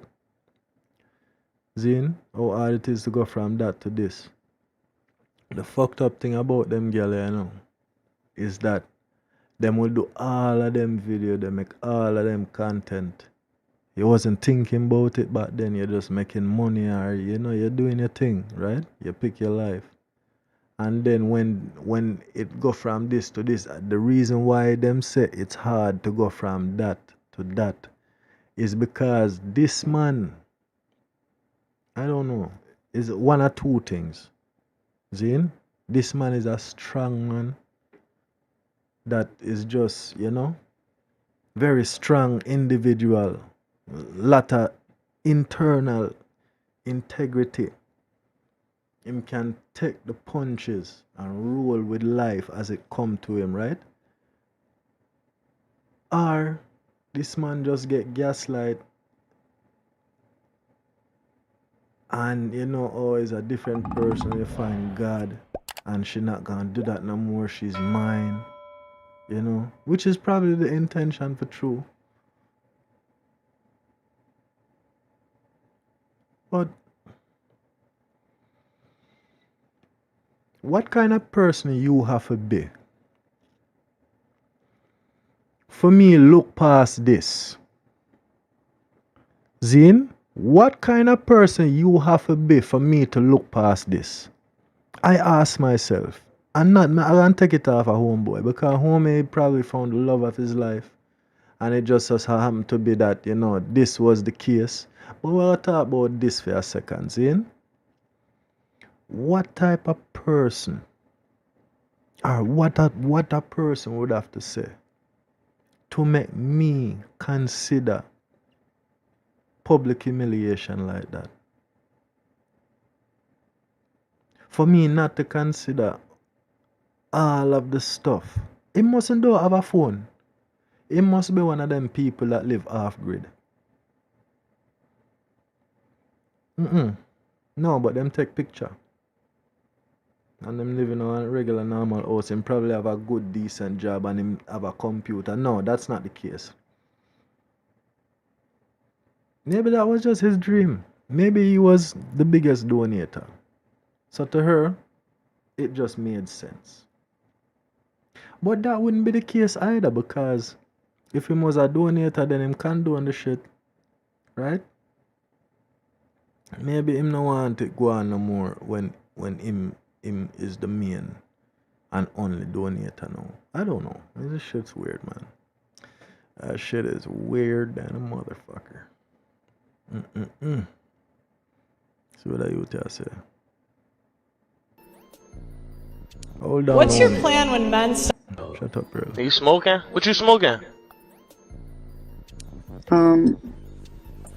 A pre-roll that I ain't gonna lie, all that slow retarded shit, like I hate when a bitch smoke weed and start acting retarded, bro. Stop doing that shit. You could talk regular, bro. All that slow ass shit, I don't got time for that. Bitch, my time is money. You get what I'm saying? Like if you, yo, how old are you? 18. Act like it. That's what I need you to do. Act like it. You get what I'm saying? You getting older now. You still in your mom crib or nah? No. So you live by yourself? So that means you have a job. Okay, where you work at? You just started lying. No. We're gonna pause you. It took you too long to Little respond. Caesar. You work at Little Caesar's Pizza. Little Caesar's is taking care of your rent? So you just getting by type shit. You ain't living life. You just getting by. Oh! Nah, you is just getting by. Cause Little Caesars ain't covering that rent and paying for your food and your marijuana habit. You're not talking to no dummy, bitch. You're not talking to no dummy, man. Actually, it is though. No, it's not. Listen, this is what we gonna do. Where you from? Ohio. Ohio. Okay. You ever been fucked before? Yeah. Okay, good. How many times? Like 4. Okay. Let's times that by 3. So you got fucked 12 times. So look, this is what we gonna do. We're gonna fly you out. Yo, shh. Yo, shh. I'm talking right now. I'm the man. Shut your mouth. I'm gonna lead you. You just follow. Now look, we're gonna fly you out. I got 6 black niggas that want pussy. I got $12,000 for you. They gonna pay me $20K. I'm gonna keep 8 for me. You get what I'm saying? That's what I'm gonna do. I'm gonna let you hold 12. I'm gonna get your life together. We're gonna sell this pussy, cause at the end of the day, you ain't working at Little Caesars and then taking people orders and shit ain't gonna get you nowhere you wanna be in life. Yo, the boss have a different objective. Man, I tell the girl, say, yo, you idiot, you're too blood clot slow, girl. Speed it up like a bit. Man say, yo, you ever fuck before? The girl say, yeah. How kind of question that? You're retarded. Yo, 6 nigga, want gang the thing. Man, I give you 12 grand. Man, I give me 20, but me I go keep 8 cause I me set it up. Hey, that better than easy a bumbo clad. Man, the boss though. Hey, big up to him, but hey, you better watch what you're doing now. You better I hope at the end of all of that, you make them know so a joke you make, you know, because I'm tell you, brethren, you have something named pondering, some man better wise up and know what the fuck them a do, but hey, I respect the pimping. Read it to see that. No. You're gonna open it? Oh my god. You're not gonna open it to read it to see that. No. I got proof to show that you haven't been loyal to me. A girl that look like she didn't even give a fuck no more, brethren. Then you gotta go, right? You and the little one have to go. Girl, I Like smile. 100%. Dog, she no business with you, So I'm gonna dog. call him out here and let him know. So you and your 8-year-old and the 1-year-old have to leave. You understand? Hello? Dog, you see how what? Dog, I You want told to me? bumbo clap, brother, yeah, man. I want to them money. I want to them money. Dog, locate your balls, brethren.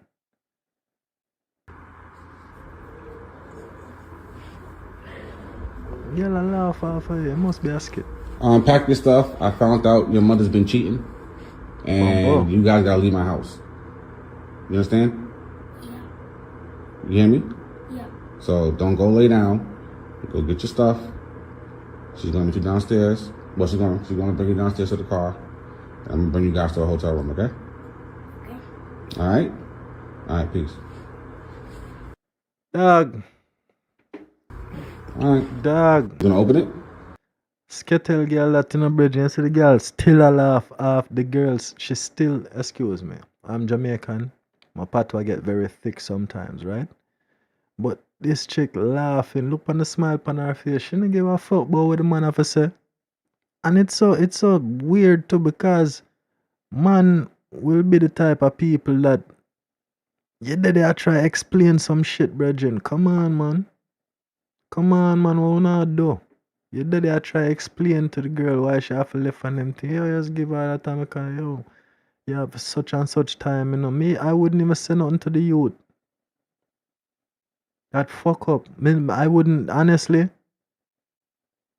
I can't slight him because you pay for something that is not yours and people are taking for fool.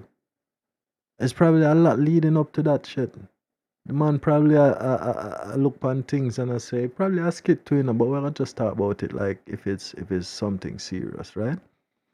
You can't do that, brethren. How you go to that little youth and say, yo, you have to pack up your things because you're not my son. Brethren, there's a good and bad way for everything in a dog. Like that girl, you get rid of she cause watch her, you're smiling on man's face. He kick her and her son out. And get DNA test. Think a feme youth. You raise the child from it in the belly. You think it was yours. I'm not gonna lie still. I'm not gonna lie, that is a question that sit on every father's mind. Yo, is this my kid? Is this my kid? Sometimes even when the picnic look like you, but the picnic will look like the parent, the other parent to like the mother. And you look on this picnic and you know, for all of the investment, not just financially, because financially is just your responsibility, it's your obligation. It's the love and the emotional investment where you go through with that picnic and then you gotta look on the picnic and say, yo, you guys gotta leave my house. You understand? And the youth say, yeah. Dog, man have him on the impact. You know how heartbreaking that probably is, brethren. Or maybe some other information she get. Maybe it's not a DNA test. DNA test kicks her and her son out. I guess it's the DNA test. So yeah, raise the and that you that look like him big. That you that look like him a 7, 8. He's 7 or 8 years old. How can I fucker that, brethren? A big time fucker that dog. People need to move better, man. You want to angle your business, you want to get them the fuck out. I understand. Because your heart broken is not yours and the girl that take you for a fool. And she's smiling in your face at the same time. But yo, brethren, don't punk out yourself, dog. You did explain too much to the girl, dog. You did stand up and talk too much. And then you pull a bitch move by going to the youth and I tell the youth that you should not say nothing to the youth. You just say, yo, just go chill out for a second. him can chill, cause him not do nothing wrong. You have to cut, you have to leave my bumbleclad house and you have to figure it out. See? Because him can't stay as a kind of my youth. And then me figure out a way for have the conversation with that youth somehow. If the emotional investment that me make into this child is great enough that I can find some kind of compassion towards him and realize that him don't do nothing wrong. That is fuckery, man. This part of the video is fuckery. She's a piece of shit, but don't be a bigger piece of shit just like she. Don't match for your piece of shit. Don't match her piece of shitness. You see what I say? Be bigger than that, brethren. You're a dirty girl, this dog. Girl have some germs. And then that youth now, that youth ever will live with her. Well, she make them kind of decision and do them thing. Watch you laughing. Bitch, you hear what I'm saying, bitch? Don't do it again. Excuse me, I just have to administer you a ticket. It's for I'm good. Have a nice day. not having your shoes tied. Hey, man, I always find it very funny. You know, people do them things here. Like the fake police or the Instagram influencers. Live streamer gets a reality check for recording a man going through a rough time. Brethren, you see the pranking shit? All of the pranking shit and all of the shit where people, them live streamer run around and do, you need to be careful, you know. Because 1 out of 10 times, it might be them type of ads, them thin type, there's a thin window of the people them that you fuck with, that you just might fuck with the right person and find some fucking shit out. Don't go around fucking with people. Pranking people with some little dumb shit so that people can watch your video and fucking smile. That's so stupid, man. Especially a man you see sitting, yo, honestly, no hate to this guy, but you would never catch me sitting down somewhere like that. I have to be somewhere and there's a bench and I'm doing something fast, especially if it's on the street. You're not gonna see me, you're not catching me certain places just liming. So if you see me there, it is out of character and it's probably not the time to come and fuck with me. And honestly, I think that goes for just people in general. If you see somebody doing something like this, just chilling on the side of the road, and you see the man probably have him head down, just chilling, not talking to nobody, he don't got no phone. Just leave the man the fuck alone. But no, you know, we're a cute police officer, and it's yeah. Kick.com/life is Mizzy. Okay. I don't like to be I don't like to be in people's cameras. Don't play this again. Bitch, you hear what I'm saying, bitch? Don't do it again. Excuse me, I just have to administer you a ticket. It's for I'm good. Have a nice day. not having your shoes tied. Okay. I don't like to be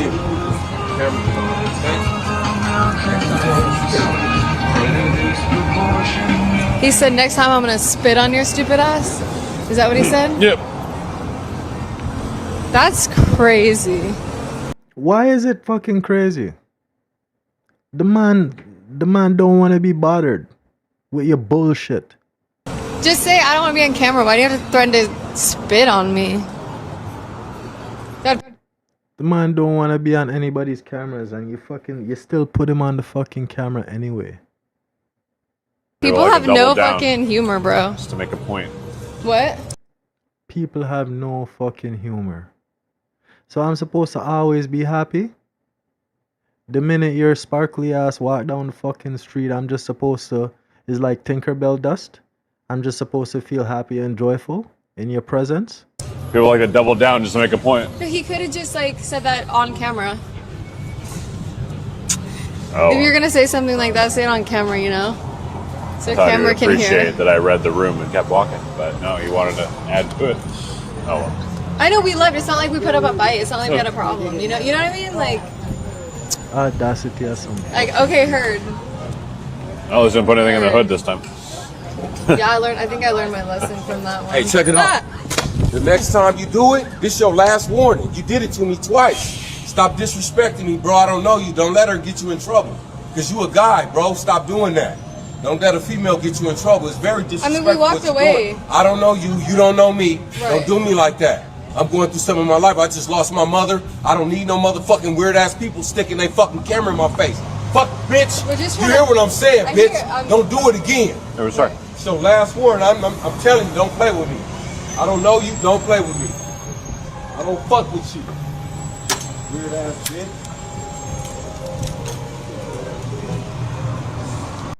Serve you fucking right. Don't fuck with people, man. This prank culture now. Prank people that okay with it. Prank your friends if you know your friends can handle it. Fuck with people that you know, brethren. Like out in real life now is a different thing. Like the delivery guy in the mall. Just doing his fucking job. He just doing his motherfucking job. Doing the DoorDash, picking up the food and then dropping it off. These two people, these two persons, approach the man with a cell phone and why are you looking at my Twinkie? Or some shit like that on the phone. And the guy's like, yo, what's going on? You guys are being weird, man. What the fuck? What's going on? Why you guys doing this? Why are you looking at my Twinkie? Keep on fucking with the guy, have the thing in the guy's face, not saying nothing. And the guy's walking off like, yo, come on, stop, man. Pushing them away and walking, trying to get out of their way. And the guy's like approaching him like, you know, with this thing, with the weird shit, serious face. Like, why you looking at my Twinkie, dog? Man, back out him, man, pop. And wet him, pussy clad. Man, shot him.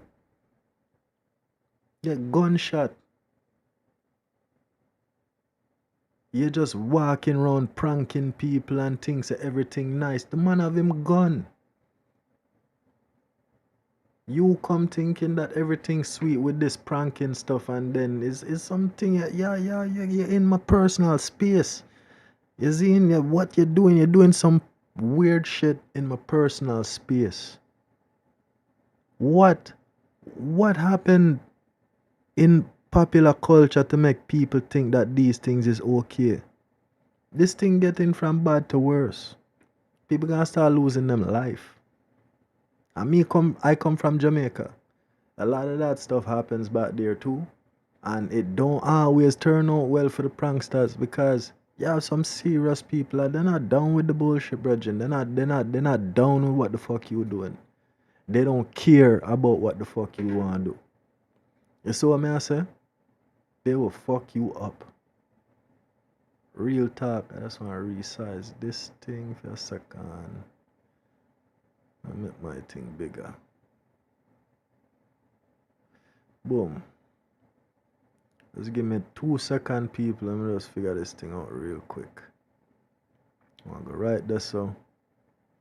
Touch and go. The touch and go a little bit bigger. And drop it there, so. And then I go to my camera. My camera. Me can go there, so hold on the background.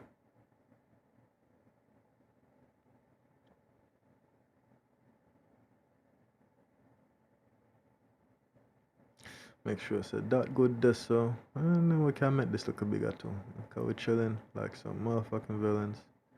We don't give a fuck. There we go. Boom, boom, boom, boom, boom, boom. Boom, boom, boom. We can shrink it a little bit now. Yeah, brethren, the pranking thing, man, don't lose your life. It's not a nice thing, brethren, because remember, one life you get to know. We're gonna throw it away with some pranking stuff. Come on, man. We have to do better in this life. We'll keep it moving still. We'll keep it moving. I would rather eat a 5x7 rug than play nice with somebody I know don't like me. Dear Heavenly Father, today I saw that video and I accidentally clicked on the comment section. I'm here to ask for forgiveness because I saw a comment that said, how many rugs did you eat? 5 or 7? It's not funny. And then I was scrolling through more comments and then I saw one. I genuinely am asking for forgiveness. Amen. I would Now I gotta go in the comments. What the fuck? I wanna see what he saw. So how many rugs did you eat? How many rugs did you eat? Oh man. Who else ran straight to the comments? I don't usually go to the comments. I just review the video, but the comments got me. She ate my first comment. This is my second one. Damn. Destiny ate the child.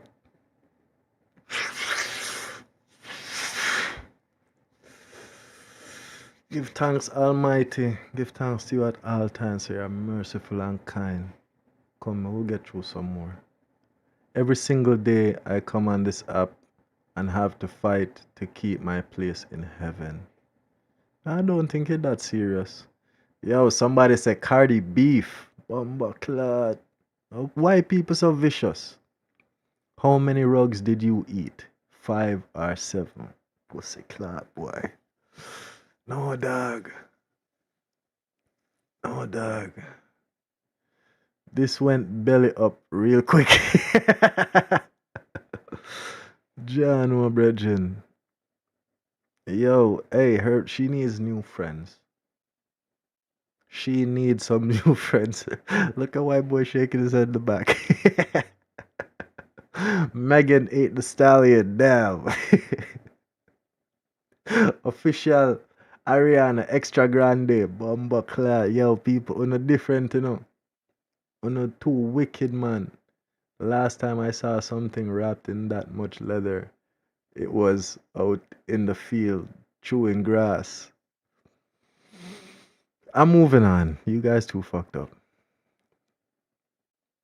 Right, pack enough underwear. I have to show you guys one of the coolest tricks ever. Say you're traveling and you didn't pack enough underwear, and you're just like, oh my gosh, what am I gonna wear tomorrow? Every room has like a coffee pot thing in it. Every room, even the other coffee makers where it like brews through. All you do, put your underwear where you would put the coffee grounds. You close it. Dog. You press brew, and it puts scorching hot water through it. You guys, then the hair dryer in the bathroom. You blow dry those bad boys, and you got yourself a cleaner pair of underwear to wear. Sounds about white. I have to show you guys one of the. This nigga said sounds about white. Yo, hold the fuck up. Hold up. Hold the fuck up. Oh my god. Yo, new fear unlocked. Come on, man. Come on, man. What that? What that, dog? Bridging, come on, man. You put your panty in what? Dog, that's why, hey, sometime in a bridging, you have to be careful who you hang around and what kind of things I'm doing. Okay, you can imagine, dog. Yo, if I see my girl do something like that, bridging, if me and a girl that I talking to, that I feeling, see, because that's the only way we got end up in a hotel somewhere. Maybe we'll go somewhere out chilling, right? And I see you do some shit like that. Mama tell you, no, sir.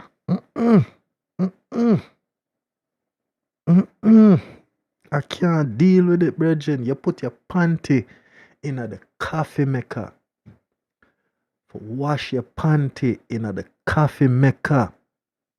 And clean the panty in the coffee maker. Never again.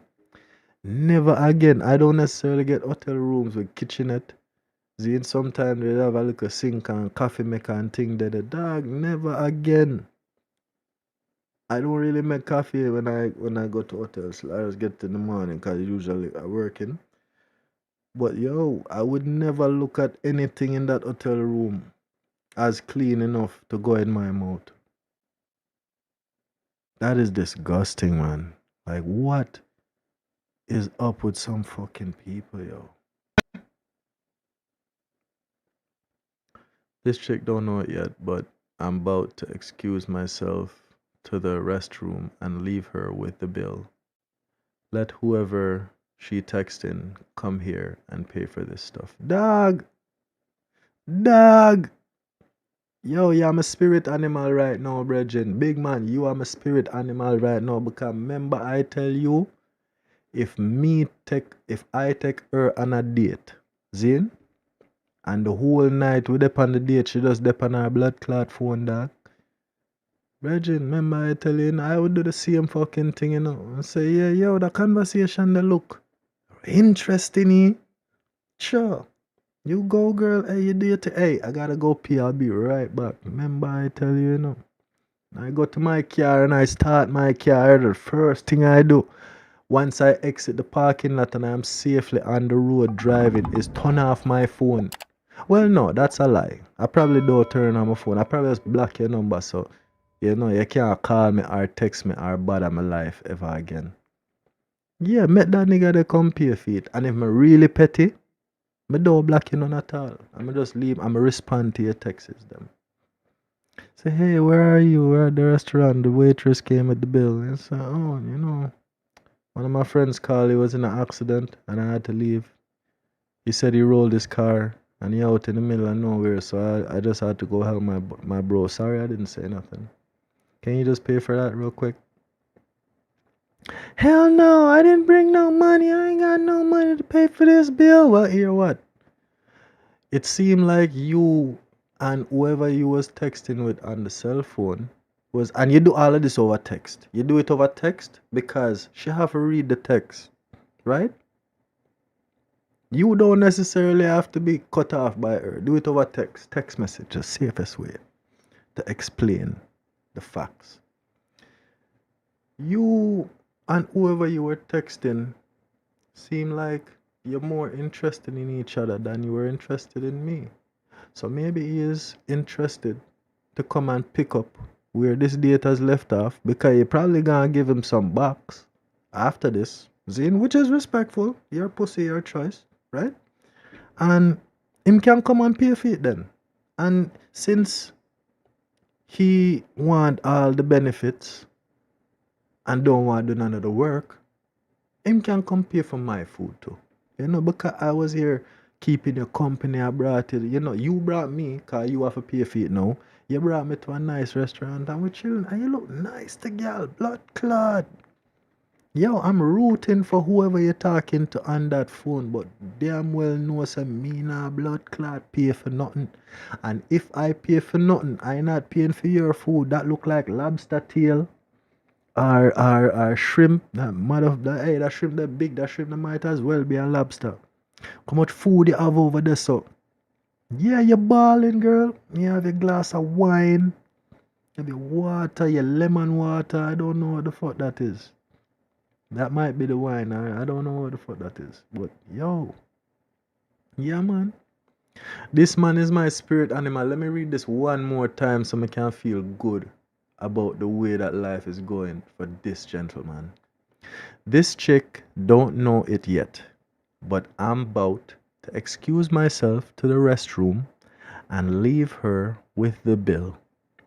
Wah, wah, wah.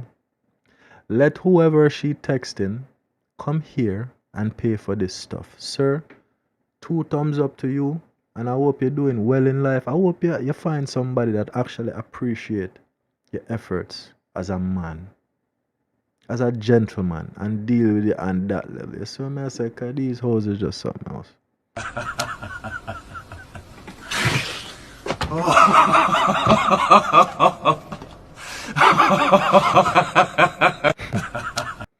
It's gonna cost you worse than your blood clot foot here. Your blood clot must think quit come. Hey, big up to Trollmar. That's who sponsoring this video right now. I think I covered this video already still. This girl, the disrespect that she gives to this Jamaican youth is just unbelievable. But I feel like him being the cameraman brought it on himself.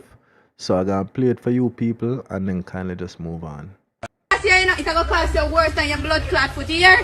Your blood clot must think quit come. The man come for my face, come in my hole, come in my mouth, and you suck out the whole lights.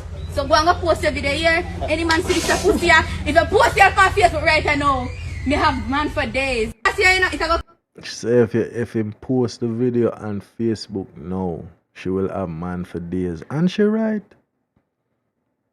You see, I see in the comment section for the streets. She for the streets. She for the streets, yes? The streets final boss. Man say muckers. Muckers in Jamaica is like you're saying a hoe or a whore for you know, to be crossed and what it is. But you're saying a hoe. We call them muckers.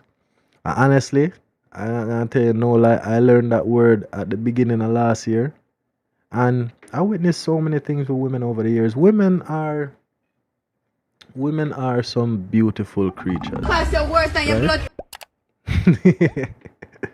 But women are some beautiful creatures that can't live with them, can't live without them. And you just have to appreciate that and know, say, yo, it is what it is. Right? And move on and live your life and do what you need to do, whatever. However, some things are just avoidable. And I see too much to subject myself to any of this bullshit. See? It's like you encounter a problem, you can do one or two things. You can just talk about the problem all the time and just continuously look at it. Or you can just find an effective strategy on how to deal with the problem. Because I guarantee you, the problem will always come back in life. Right? And if you find effective ways on how to deal with it, then it might not make you effectively prepared to deal with the escalation of the same problem in another occurrence. But you will have an idea of it, and you will still be somewhat prepared to even advance your strategy in real time whilst dealing with it. You know what I mean? You spot it, you know that this is okay, this is some bullshit. All right, let's go. I feel sorry for some guys though. Like, don't be that guy. If you find out that she for the streets and like all the people everywhere is just the village bicycle, you know what I say? If you find out that that is the case, just leave. Just go about your business, dog. Just go on. You don't need to stick around. Don't need to stay. You can just go on and do your thing and just enjoy life. Enjoy life forever. Don't do that. There is something else out there. If you is a one burner, if you is a one woman man, there's something there out there for your dog. Something is out there for you, bro. You just gotta go find it. You just got to go and find it. Let's see what I go on with this. Well, I'll come again. Partied hard in her 20s. She partied hard in her 20s. All right. Sampled every flavor on the menu. You ready? Lead the way. And now she's 30, alone with 3 kids, coming this spring. Yo, again, I see that video already, you know, but the same question always pop up in my head. And you know it's fucked up because a woman, right? If she wanna go around the world and sample the different flavors that, you know, like Baskin Robbins, you have 21 different flavors, you can go sample all of them, right? She wanna sample all the flavors. Why is it that is only chocolate alone leave it stain?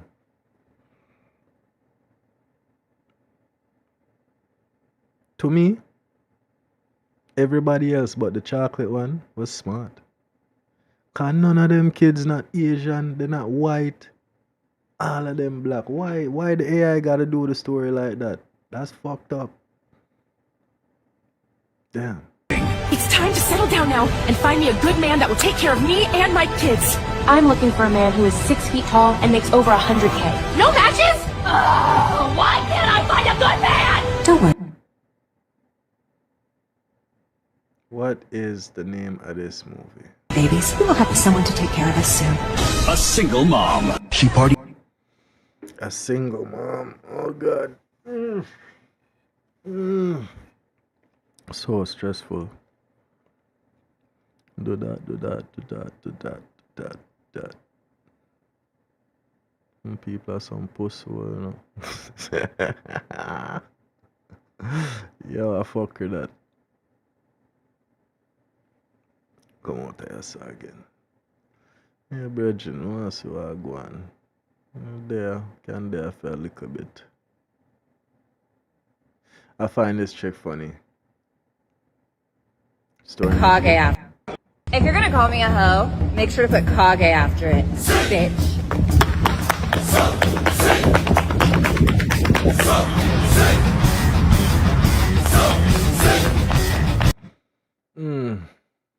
Okay, Hokage.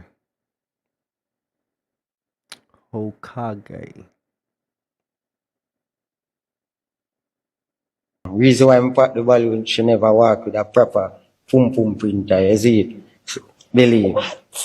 Yeah, she have to walk with it. You know, if she walk with that, it have to big, broad. You see me? Them way there. I'm not do them look a flat one there. You see it? Believe. Oh, so yeah, say she should have on a proper pum printer. So this can. No, that can't work out for me. Believe. So that's how you pop your balloon? Yeah, brawling. Based on her appearance, how much did I rate her though? Mama, give me a one look at 360 there. Yo, Ewa, just give her a 60. 6? Yeah. And why again? Why? Because she not read the pum printer. For real, you know, yo, look on the worst face. Me and him have the same energy. So you understand what I mean? She must understand it, and them wear it. Then I wear me a van. I don't eat that. Oh, because somebody wear one, now print out, my friend. Oh, somebody wear panty alone. Brawling. Yes, she don't tell me. Me have one G-string in my bag. Then take it off and put it on then. Yeah, the paper balloon, sorry. I can't get back one, no? No. Alright. Based on him appearance, how much did I rate him from 1 to 10? Why you look like one, before baby? You start, I know see that you say. Why I look like baby? Yeah, why you look like one, because baby? I love. Like, me not have none. Eh? Me not That's have why. none. A chest alone me have. What you look for? Me not none with you. Me can work with it. Me can pump it up. I'm to you. Reason why I put the balloon, she never walk with a prop. Dog, I don't know. Him still a go get girl. You have some girl out there game front same way. But damn, man. The host and me share the same sentiment about that. I'm on the west, right? I see my uncle. He smoke coke. I ain't seen him in a minute, but he's some good game. I'm like, tell me something slick. He said, yeah, man, I'm gonna tell you, Lil Doug, I'm gonna tell you about the story about the bird that flew south for the winter, man. He said the bird. Man smoke coke. I tell the one thing was stick with me from the story start, you know. I have an uncle, him smoke coke. Me no want to tell a lie upon nobody, man. I make it start over again, but that is wild. First of all, that the man burn coke. See? I'm on the west, right? I see my uncle. He smoke coke. I ain't seen him in a minute, but he's some good game. I'm like, tell me something slick. He said, yeah, man, I'm gonna tell you, Lil Doug, I'm gonna tell you about the story about the bird that flew south for the winter, man. He said the bird flying south, man, then they get cold and the motherfucker, he freeze and fall into a field. I'm looking at him.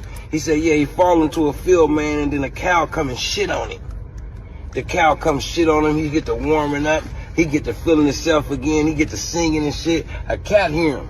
The cat hear him singing, he gets to investigating and shit.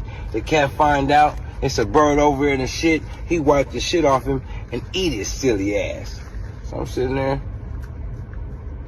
I'm like, oh, that wasn't sharp at all. He said, yeah, nigga, you wasn't paying attention. I dropped a few gems on you, man. I said, man, what you talking about? He said, man, everybody that shit on you ain't your enemy, man.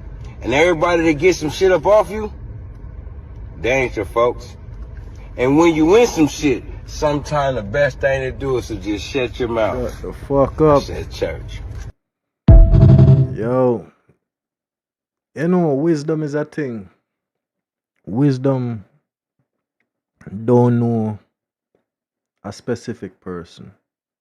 Like, you'd be surprised in the places that you find wisdom. Right? I don't think people have the skills nowadays to discern certain things and to take sense out of nonsense. I think people more move superficial and emotional when it come on to like taking advice from certain people because he's a madman. First thing him say him smoke coke, right? Smoke crack, basically. So he's a crackhead, right? He's a dirty person. If a crackhead come to me saying some shit, 99% of the time, I don't even want to hear it. Because I just write it off as this nigga coming to, beg some money or something. Sometimes them catch me in some position where, whatever, And then if I have some change, I will give them. But it's not something that I like to do because I don't want to support no man habit. Every man suppose he can support them own habit and them own things that them doing with them own time. You know what I mean? But at the same time, in saying that, quite a few videos I've witnessed where you see this homeless person and you're quick to judge them, but them have something to say. And when you hear that something, it's like a Rasta man. A man asks him, I think no, I don't remember where I go, but the Rasta man mustn't ask him if he's he asked the Rasta man if he's a white man or something like that. And the man say, yeah. And the man say, am I a black man? You know, the Rasta man asks him, are you a white man? And the man say, yes. And him asks him, am I a black man? And the man say, yes. The man say, who told you you were white? The man say, you know, that is just it's society how it go. The distinction in color is a way to provide separation. See? Because the Rasta man break it down and say, if you get a black drum and a white drum and a blue drum and a red drum and all the different colors of drum that you can get and you fill all of them drum with water, the only difference between the drum is the color. The content is still the same. The drum might be slightly different, but the functionality of it is still the same. Democrat and liberal. Zin? The two part them, you all fighting for one thing. But there's a separation that block your vision from looking at the problem. Instead of looking at the problem, you're looking at this glamorized and fantasized thing. Opposition is healthy when it is under control. You see what I say? But at the same time, it can create problem. It can create division in people. We are no longer united. So the powers that be can more effectively do them thing and change what them want to change and all these things. You know what I say? I have some more comments. How are you, bro? Watch the 5th vid though. Please.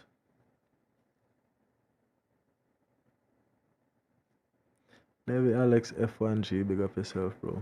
If you're still here watching, big up to you. I appreciate it. Sorry, I skipped the comments for a second. I was just into these videos. All right, well, I'm 30. Interesting. Tell me your name, your age, and where you're from. I'm Crystal. I'm 33.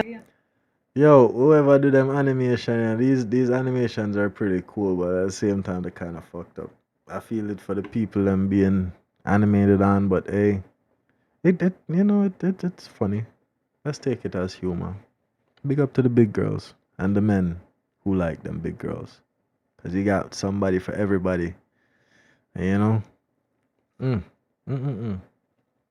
DJ, which doctor like Mampy? I wonder what size Mampy would be too much. I wonder if this white thing, if DJ which doctor would move to this white thing. That would be interesting. I personally don't like Mampy. But you know, as I said, there's somebody for everybody. She look cute still, I'm not gonna lie. It's a dance video. I'm from California. Okay, and what do you do for a living? I'm a porn star. Okay, and tell me why'd you end up popping your... Hold the fuck up. Hold up. She says she make adult movies. Hey, would I watch that?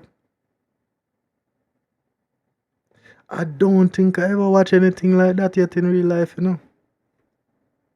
I don't think I ever watch any adult movie with such voluptuous people. Damn. I live in Las Vegas now, and sweatpants in the summer is just diabolical. My clothing brand, though, I got to make sure I promote for my shit. That's okay. It's wear shorts, you know. Cut them. Okay. And is she someone that would be your type?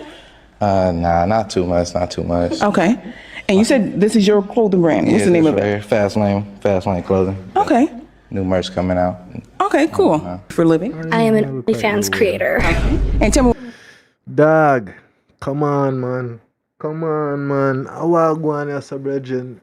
You know, big girls gotta eat too, but damn, man. You end up popping your balloon. So first thing I want. Yo, man, pay for that? What kind of content she be doing? What do you guys think? What kind of content this chick be doing? If you're in the building, please like the video. Tell a friend to tell a friend so we can all be friends. But I am shy. What you mean, Lexi? Levy? Levy Alex, you're shy? Of the way I dance. Hey! You know, quick deflection from what going on here about dancing. I had somebody in my life, her name was Jean Cadogan. She passed away, but she was my godmother. And when I was about, I think, 7 or 8 years old, I remember we were talking one day and she said, yo, in this world, people would tell you what to be and how to be. Don't make nobody tell you what the fuck you are supposed to be. You decide you choose what you want to do and you do it. If you want to dance and you know that you don't dance like everybody else, who gives a fuck? Just dance. Nobody is having a good time for you. You have to have a good time for yourself. And if the person that you're chilling with and dancing with, if they're not looking at you like, you know, and every man should know within their limits of what they can do to keep it decent so that you still get some box at the end of the night, right? And if you're a guy that you don't know, then you need to get out there and shoot some shots. There was a guy that talked to 80 chicks before he got 80 girls and got 80 no's before he got one yes. The 81st one said, yes, I'll go on a date with you. Sometimes people got to get out there, man. If you see, you check it out. You will see. If you see, you check it out, you will see. Okay. I don't know. But just be confident, brethren, and fuck what people think. That's the gist of what I'm saying. Basically. I want to say is it's really cool that you make VHS tapes like old vintage videos. The only reason is he did look pretty young. And yeah, he's just a little too young for me. Okay. Makes sense. I was respecting that. Okay. That. And is she someone that would be your type?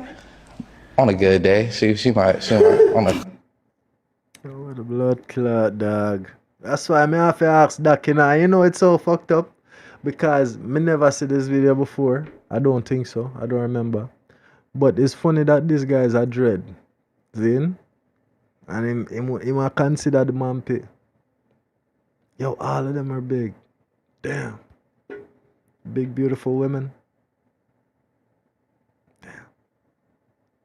Damn. Tell me your name, your age, and where you're from. Yeah, I know. I know. It's alright. More love to Uno. What's up, baby? What y'all doing? We in the bathroom right now. Dude took too many shots, so he throwing up all over the place. Did y'all try giving him water? Yeah, we tried to, but he just threw that up too. I'm gonna call you back later, though, baby. I gotta make sure he's okay. All right, love you. I love you too. I don't know. I can stop that bullshit now. How far are the girls? They said they're 15 away. All right, bet. Prayer. Come on, go get it. Dear Lord, from our hands to our feet, please protect us while we cheat. We will not get caught in Jesus' name. I repeat. Amen. Let's go. We up. Hey. Suburb baby. Hey, big up to them. Yo, this shit's funny as hell. Call it now. Come on. Get in character. Like a practice. 3, 2, 1, action. Hello, baby. Come on, man, you threw my shoes. What the hell? Baby, what you talking here right now? Come on, man, you keep missing the toilet. Baby, That's ridiculous. I know, phones getting everywhere. I gotta hang up. Phones getting everywhere. It's getting disgusting. Good. Good shit. That was so good. I just thought dude was throwing up for a second. Good shit. Come on, man. Damn. Where them girls at? Let's go. Bye. Bye, boys. Shit, my girlfriend's on me. Get back inside. Get back inside. Hurry up. She's calling me. Get in position. Get in position. In position. 3, 2, 1. Answering action.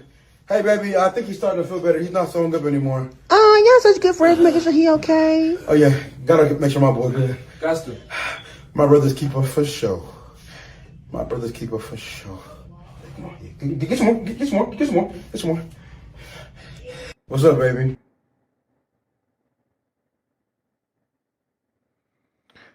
Yo, some people committed. But you know, analyzing this video from a different perspective, you kind of have to respect the effort that is put into not cheating. Because it's not about the cheating. Ladies, it's not about the cheating. Right? I just want to see your reaction. Tell you what, put the link to the video that you're talking about in the chat, and I'll pull it up and I'll react to it, right? But the cheating part is not what to focus on. Focus on the love that that man have for that young lady. For him to take the effort and the time and the planning and the dedication of good friends. He had the support of the boys. His homies were there to hold him down. Look at that shit. Look at that shit. No, man. Let me drink. Oh my god.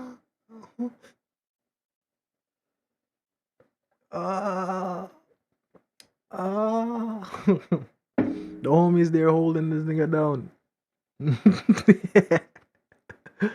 The level of commitment to making sure that your girl's feelings not hurt. The level of commitment to making sure that your baby is safe and protected from all of the ilk of the world. Even the somewhat negative stuff that you have to partake in by choice at times. If you choose to do so, it's your choice. But this man love him girl. Would anybody in there disagree that this man don't love him girl? This man love him girl. That's if that's not love, I don't know what is. That man love you, girl. If that man go through them lengths to do all of that, him love you. Okay, you want me to tell you something? If he did not love you, he would not give a fuck. Trying to answer the phone and telling the boys to, oh, let's do this, and then possibly, you know, the boys looking at you funny, saying, yo, you don't have control of your life, dog. What you do? Why you have to involve me in your bullshit? No. If he didn't give a fuck, he would just not go through all that. The phone would just be off. And using the homeboy's phone to call the girls and shit. Like, you know, women need to look at things objectively. When men do things like this, they love you. Real talk. Them love you. It take a different type of love for me to consider doing something like this. Trust and believe. If I have to go to lengths to tell lies, because I don't tell lie. I feel like, I think that I can't lie to anybody. I can't tell you a lie. I can't tell you a lie. Right? I can only lie to myself, because you don't know the truth, you don't know the lie, you don't know anything. You are depending on me to tell you the occurrence of what happened, and you're depending on me to be factual with my explanation of said occurrence, right?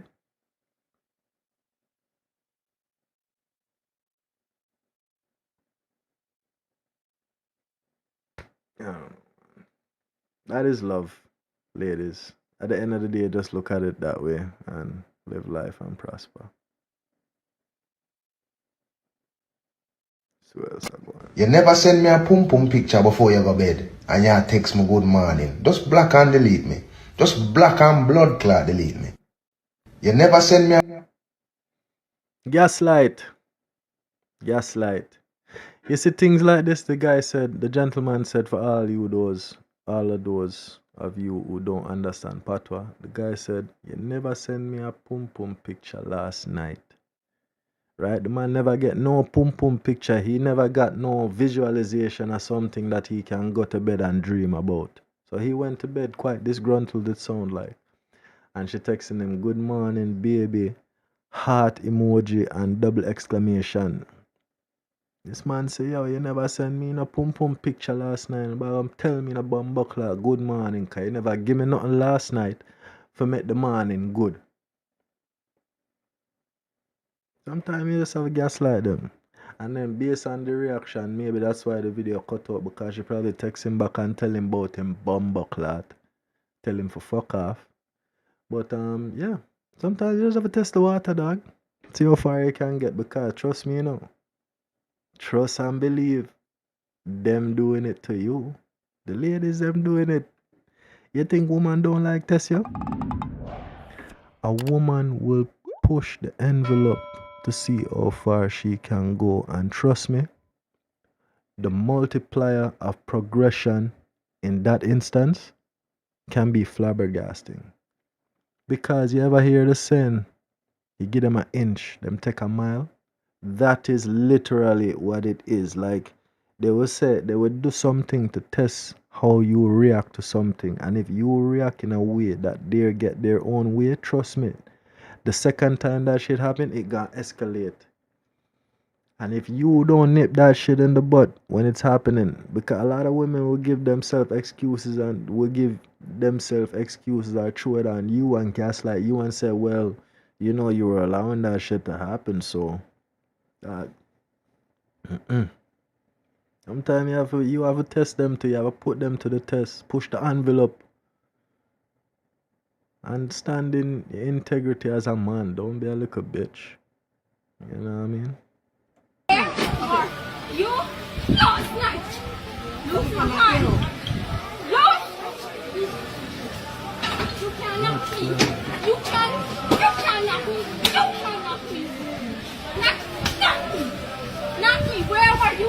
Where were you last night? Where were you last night?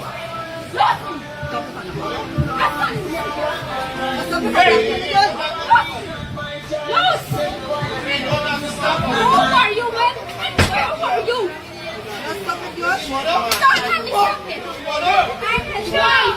It's the fourth time we sleep on it. Come on. The fourth time this week, the girl said, where were you last night, mother scunt? Your mother scunt, where you the last night? Where you the last night, your mother scunt? Where you there do? And which girl yard you find yourself at last night, mother scunt? Girl beat him and it looked like the dog there at work. Here, enjoy the video. I don't see no video, bro. I don't know if you can. I don't see no video. Is it on YouTube?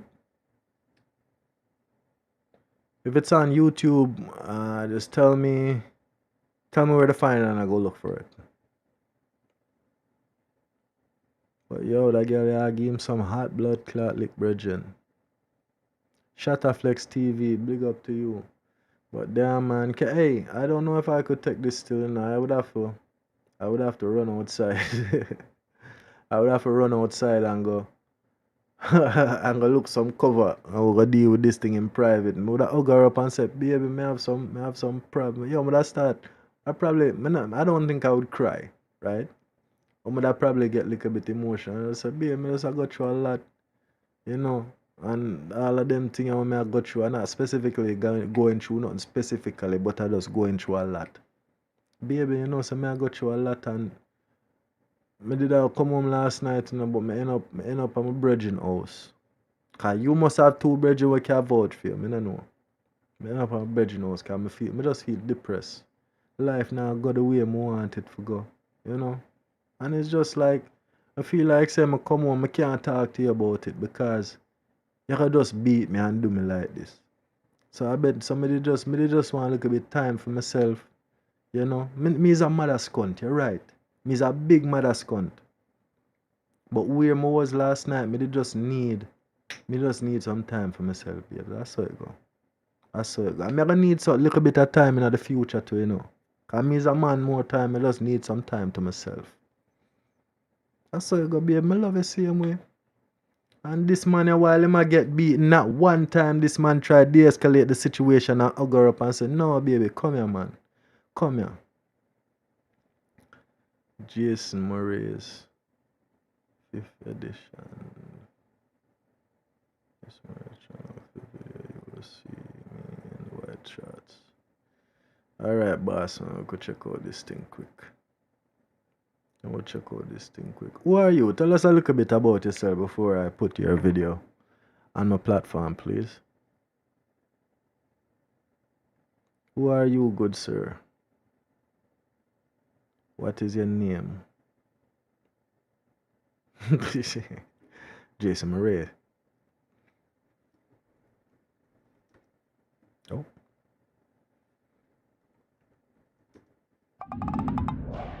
Morais. Let's see what I go on for you, Mr. Murray.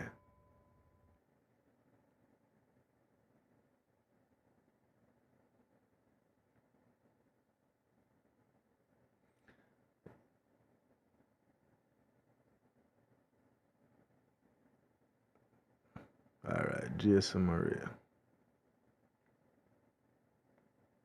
5th video in where? In videos? 5th video down. Big bum, ignorant, playlist, brega funk. Me don't know about that video there still, you know. That the 2nd video, in your thing, playlist, brega funk, that one the sus. Me is a Jamaican, right? I am not necessarily down with the alphabet people thing. I don't hate nobody, don't have nothing against them, but you know, too much shirt off and the shorts them too short. All of them things. Because who are going? Because you said the 5th video down. So 1. Or which video is it? A dancer, I went to concerts and stuff. 5th video, you will see me in white shorts. Alright, so it's that video you want me to look on. Honestly, bro, I check out the video. Yeah. You see it? I know I sound like a fucker like that. And as I said, I'm gonna do this respectfully as I can. See? I'm not done with that stuff. That's good for you that you have 257,000 subscribers. That's good for you, bro. 5 years ago, you get 446,000 views. I don't think I watch it long enough for you to get one more view. If you see me in white shorts, shirtless, yeah, I just say the first like 3 seconds of the video. I can't watch no more, bro. Be honest though. Alright, you say if you see me in white shorts, shirtless, be honest though.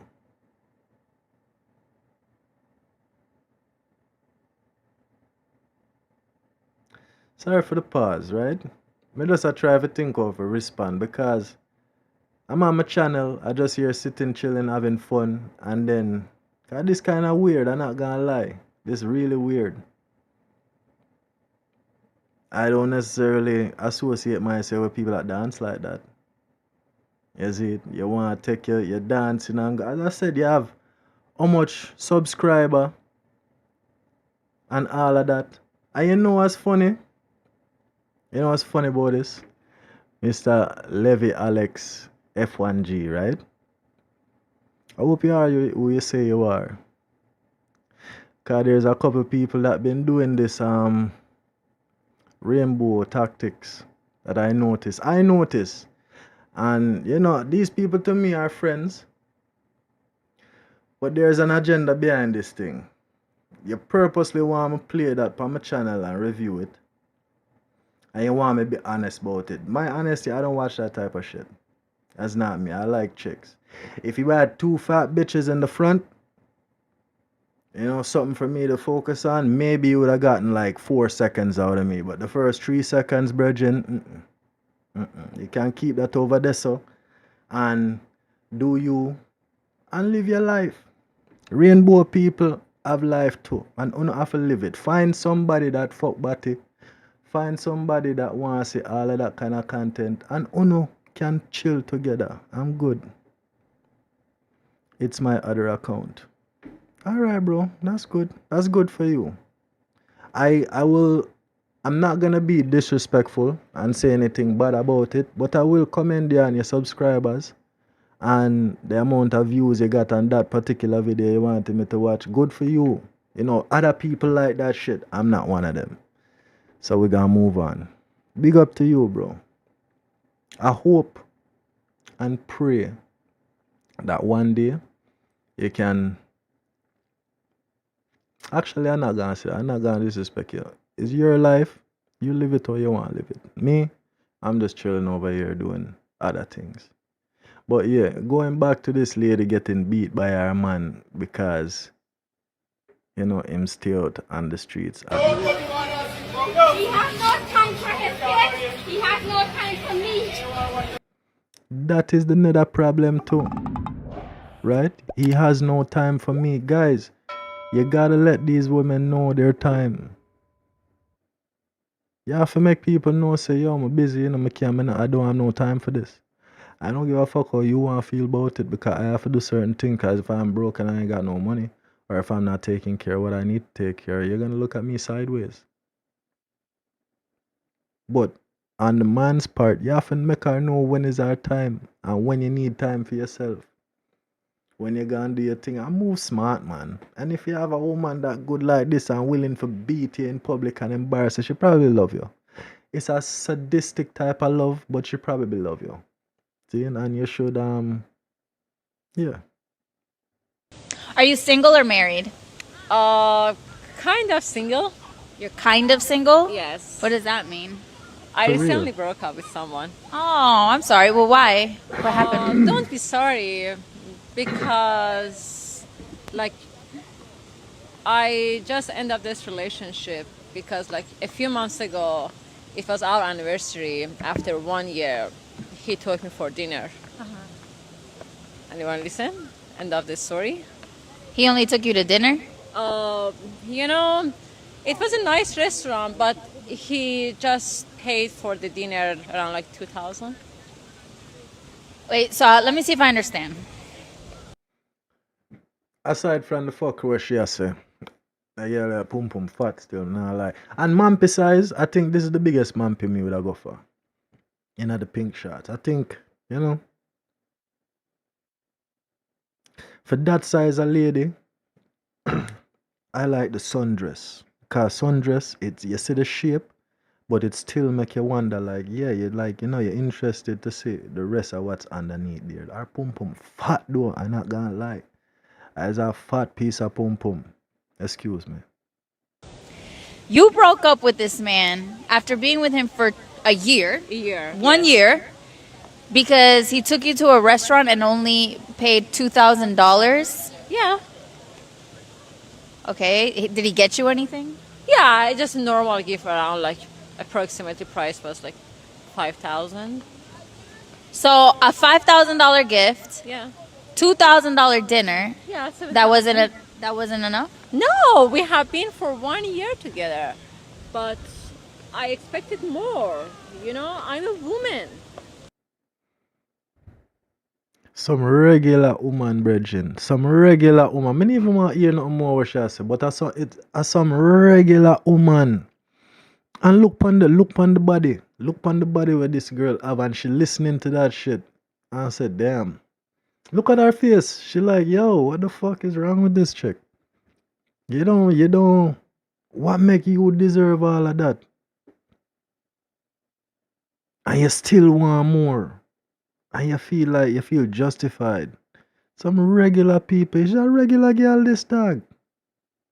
Regular schmegular every day you buck up in them regular people with these wild expectations.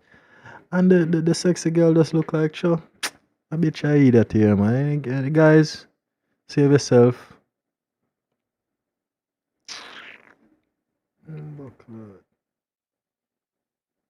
Why hate, man? It's an expensive emotion. Hating requires the caring. I'd rather not. It's a good point. That's a very good point. Why hate? It's like smiling and frowning. It's a muscle that you have to exercise. Not necessarily a useless muscle. It can be useful. Can be motivating. But to actively go around and hating somebody, that does require a lot of energy. It takes a lot to consistently keep going and fucking with people. Right? How much energy you have to exert to constantly be in this person's presence and don't like them. Every time you look their way, it induces some kind of facial expression that shows dislike for that person. You're making a frown. You're expending energy for nothing. Because people are here, me, I don't give a fuck. You hate your blood clot self because there must be something wrong with your life. Why you gotta come and look at my life and hate me for some mysterious reason of something that I choose to do with my life. That's weird to me. That's so funny. People can do what they want to do, including me too. See? I don't know. As long as nobody don't violate me, as long as everybody cool and you can tell me to fuck myself, and it's like water off a duck's back. See? But hate, I don't know. And hatred is something I don't like to carry around, because I'm not gonna say I never feel hate before, but there's a healthy way to deal with it, which is usually just head on dealing with whatever is causing you to feel that way. Just talk about it a little bit, that's why, and it usually helps when you deal with the source of your hatred. Just confront that shit. I used to get into a lot of fights when I was a teenager, right? And I was very hot-headed and just quick to anger. You know? I'm 6 foot now, but I wasn't that, like in 7th grade, between 7th and 8th grade. I think 9th grade is when it really manifested itself, but 7th and 8th grade, I used to always fight people that were bigger than me. See, I was never the one to pick on people. It's always the bully them. Because I remember one evening, I was chilling with one of my friends, and this bully just always used to pick on him. And he never fuck with me, and he was just there pushing my friend around for no reason. And I was coming back. I went to go buy 2 drinks. And I was coming back. And buddy, I seen him push my friend. Yo, I just walk up straight to him and say, yo, what you doing? And he's like, yo, move, man. And he pushed me. Yo, I get that guy one. Right to the fucking jaw. And he just there looking at me. If you know big people, they use their size as intimidation, see? But when you find somebody who you fuck around and you find some shit out that guy not gonna take your shit regardless of his size, it always make the big man back up and say, damn, maybe I should have thought about this. You gotta retrace your steps 2 times. I was never the one to take shit from people, man. But after I finish with that, because trust me, as long as I can still stand up and I'm coherent, I'm not dizzy or nothing. You didn't hit me in my jaw and you made me stagger or nothing. As long as I'm coherent and you still talking shit, I'm fucking there for it, man. And we're gonna deal with that right there and then, because tomorrow morning I come and see you, I gonna be aware that you might feel some type of way because of what happened yesterday. I ain't gonna hate you for it. I'm gonna be aware that, subconsciously I have to look out for this person now, because he might not mean you no good because you whooped his ass in front of people. But I ain't gonna hate you the next day. Hate is too powerful a thing. And I think having that attitude from young, where I just like to confront things, I don't like to leave shit out there,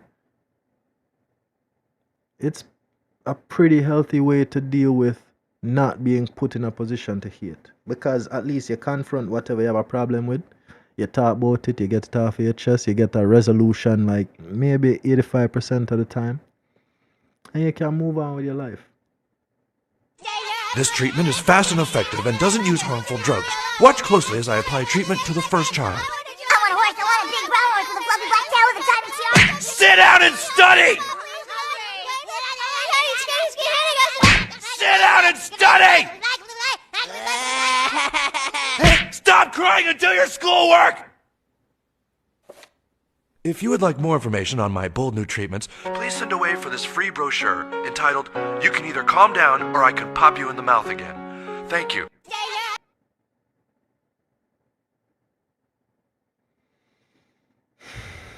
Hey, South Park is always wild.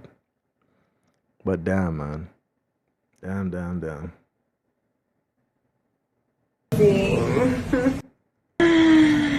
That was amazing. What's your name anyway? Can I have your number at least? Maybe we could do this again. Oh, you a bomb. You know what I'm saying? You sure you want no breakfast? Honey, I'm home.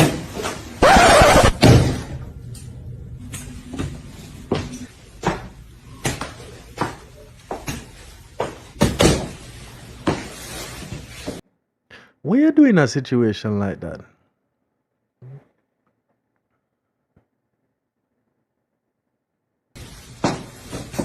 How would you like if I took your spot? The fucking parking spot. Damn. You see, this is a perfect example of something that we were talking about on several places the other day, see? And I had a point where people somehow missing the point and moving the goalposts and all kind of fuckery. I'm gonna say where.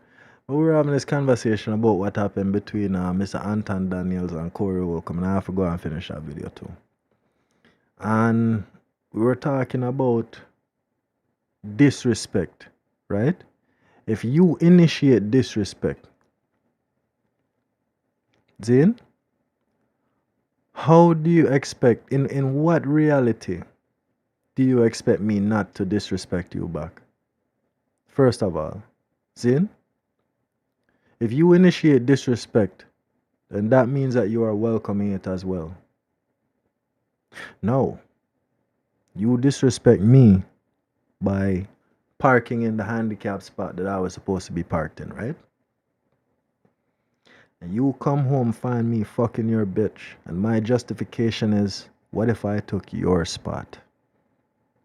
Next time, don't park in the handicap parking, motherfucker. And I take my crutch and I start walking out the door.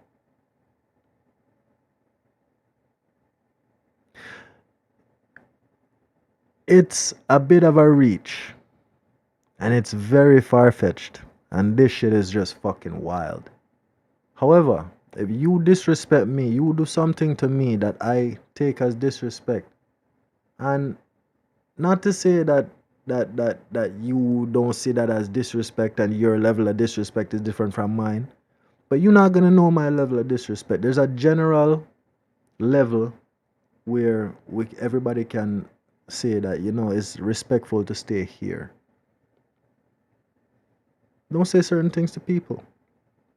When you do that shit, you invite that shit onto yourself. And you have to deal with what comes with it. Because if you tell me some shit, if you tell me I kiss ass, yo, if you tell me that I kiss white male ass, homie, you're lucky if all that comes out of my mouth is saying that you got a big black dick in your mouth. You're lucky if that is all that you get, Bridget. I'm not gonna get violent. You see what I'm saying? But I'm just saying that if you disrespect me initially, you can't tell me where I go with it. Just like this cripple man. You parked in my spot, I'm gonna park in your motherfucking spot. I'm gonna park this big handicap Mack truck right in that little garage. And then I'm gonna have the audacity to be there when you get home and tell you, don't park in my motherfucking spot.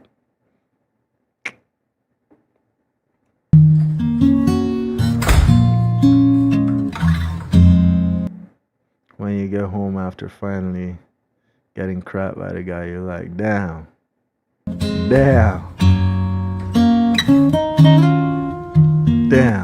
Babe, what do you want to eat? Hey, baby, I was working.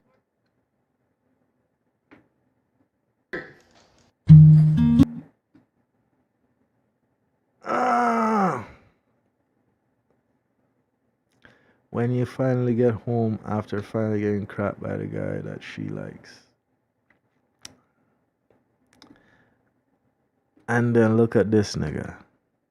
Dog, some of y'all What's so comfortable about a relationship? Why you guys wanna be in one so bad? Because this guy look like he'd be perfectly fine in an apartment by himself, playing his video games all motherfucking day and not being judged. Yo, when you're a man and you're by yourself, you can do what the fuck you want. Why get into a relationship and be degraded by somebody else who you think is there with you and them things? Who you don't necessarily see yourself as a piece of fucking shit sitting down playing video games all day. You see what I'm saying? You think this is productive. You're making that what's the name of that basketball game? 2K. You're making that nigga in 2K and he have all the superpowers and he got all the stats and he got all the wins, and you know how long it took me to make this character. You would rather focus on a character in a video game and giving him all the perks and all the everything in life instead of doing that for your motherfucking self. And your girl is coming home just getting cracked by the guy that she actually like. Can you imagine?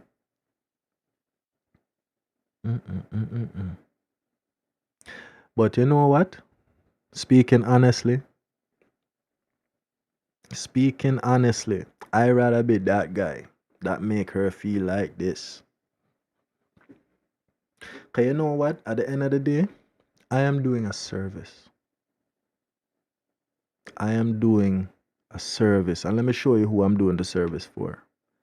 I'm gonna show you exactly who I'm doing the service for. Because I'm doing a service. At the end of the day, you cannot tell me that I am not putting myself out there. Right?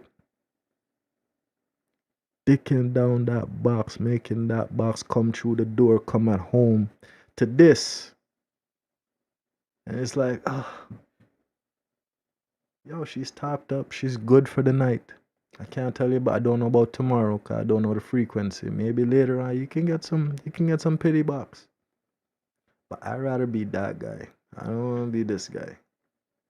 I don't got no time to be sitting at home playing no video games, brethren. You know what I'm saying? Like, life is life, and people need to life along with it.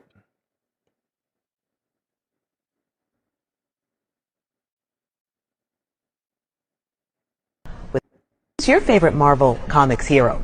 Mine is Superman. Remember the motto? With great power comes great responsibility. My favorite Marvel hero has gotta be Rocky. You remember the quote? Anyone can deal with victory, only the mighty can bear defeat. Dude, that's not Rocky. That's Hitler. It's what? It's Hitler. Dude, you know I'm Jewish. Why the fuck would you say that shit? What's your favorite Marvel?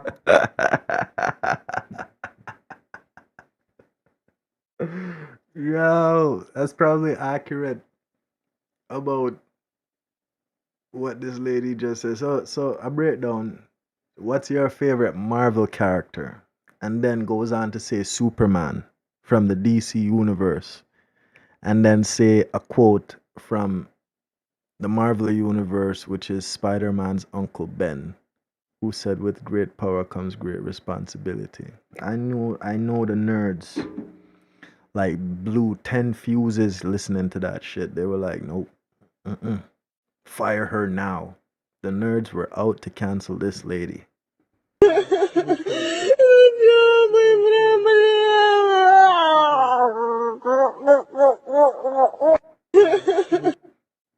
Hey, when she starts venting and crying about her ex to me. Hey, you see, it's sad to say, but I'm gonna say it. You see, when a woman break up from somebody, or when a woman is with somebody, and she going out to do the venting and them things, and I so happen to be the person that she chooses. Remember, I'm tell you, I'm always chilling, first of all, right? I'm not overly excited to do this, and I don't want to be listening about no man or whatever, and I'm not going to be simping for no box. But yo, the only reason you came to me at this point in your life when you're crying and you feel the heartbreak and whatever the fuck he did, I don't know. That's what they want. That's what she want. She don't want you to sit there and listen to that. She trying to convince you that she needs some dick and you're the person that's there that's convenient now and she just want to get it from you. That's what the ladies are telling you when they come to vent about their man. 75% of the time. And if it falls within that 25% where it's not necessarily their intention, you just gonna gaslight them and make it that way. We are the masters of our destinies. And we know the buttons to push, just like y'all know the buttons to push, y'all women. You know? I had a friend once. And hear me say I had a friend once. My best friend. I was with a chick one time. And he was driving her somewhere. He just picked her up. She asked him for a ride somewhere. He picked her up. And he went to the gas station. She had to buy some credit, right? So she left her phone in the car by accident, I guess, because it was in the cup holder. And she took her purse to go buy the credit. Now, it was a little line or whatever. And my friend, like, he seen her get out the car and, like, she turned back when she was at the door about to turn back to get her phone. But she said, no, fuck it. She just went inside and left her phone anyway. So her phone was ringing while they were in the car and she didn't answer it. So the phone rang again. And when he looked at it, he seen rent. He thought that was funny, you know, because this girl don't own no house. She rents somewhere. She don't own nowhere. Her parents don't own nowhere that she is renting out to nobody. So nobody should be in her phone as rent. I guess that's the logic, you know. I wouldn't give a fuck or nothing. Ring, don't answer. Ring again. Right after the call, the missed call go through. The phone ring again. So he looking at the phone and he see this rent. And then you see like she moving up in the line and she every minute she keep looking in the car, looking in the car, looking in the car. So homie pulled out his phone now. And he dialed the number and see, you know what came up? Ride. Yo, my bro said he turned on his car and he was looking at her. He got finished getting gas because he was getting a little bit of gas. He finished getting gas and he started his car and started to pull off, and like she seen him start to pull off, so she was getting a little bit antsy. He took her phone and threw that shit out the window and went about his day. Went about his day. Zin? Girl called back. Why you leave me? You know somebody could have stole my phone. It's a good thing I seen it. Why you leave me? Why you do that? I'm say, yo, my ride. I feel like I want to go somewhere now. So I just gonna go somewhere and do what I want with my ride. Yo, some of y'all audacious to the max. But definitely you come to me to vent about some shit. I'm not necessarily listening to no extended amount of bullshit. You see? So you keep it short and concise. If you want some advice, I give you some advice. But if you're there just lingering and bawling and crying and then rubbing me, you gonna get some dick. Straight the fuck up.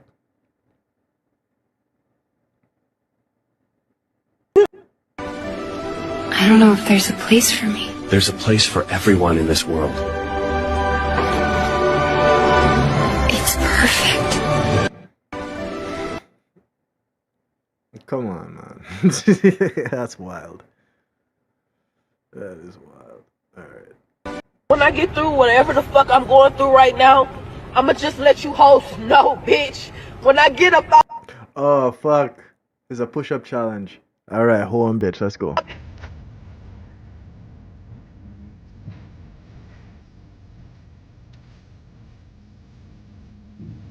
Damn.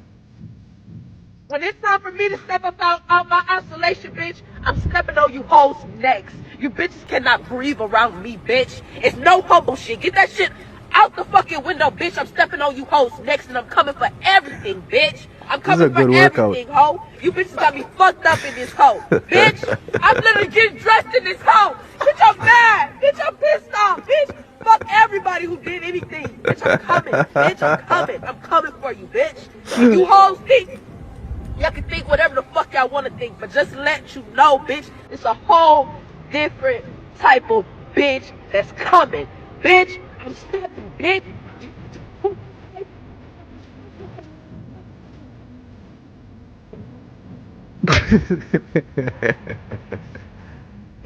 No, you couldn't see me.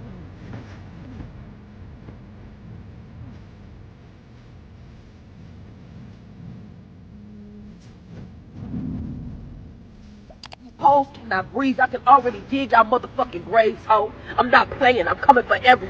Damn. Hey, that's a good workout. That's a good workout. That's a good When I idea. get through whatever the Good for you, girl.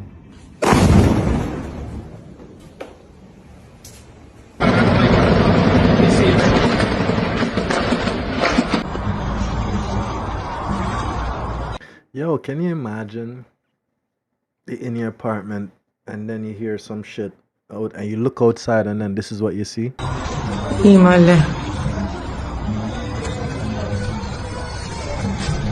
That shit, bro. Imagine if you live, this person live quite a few, quite a ways away from this thing. This person live miles away from this thing and look like. Imagine if you live within 1 mile of that. Imagine if you live right here. Right there. That sound is one of the most heart-wrenching sounds, I think. And I've never heard that in real life. I've never heard the sound of something falling from the sky, making that sound. Can you imagine if you're just walking one day, or if you're sleeping in your bed at night, and then something jerk and wake you up, and then that is what you hear?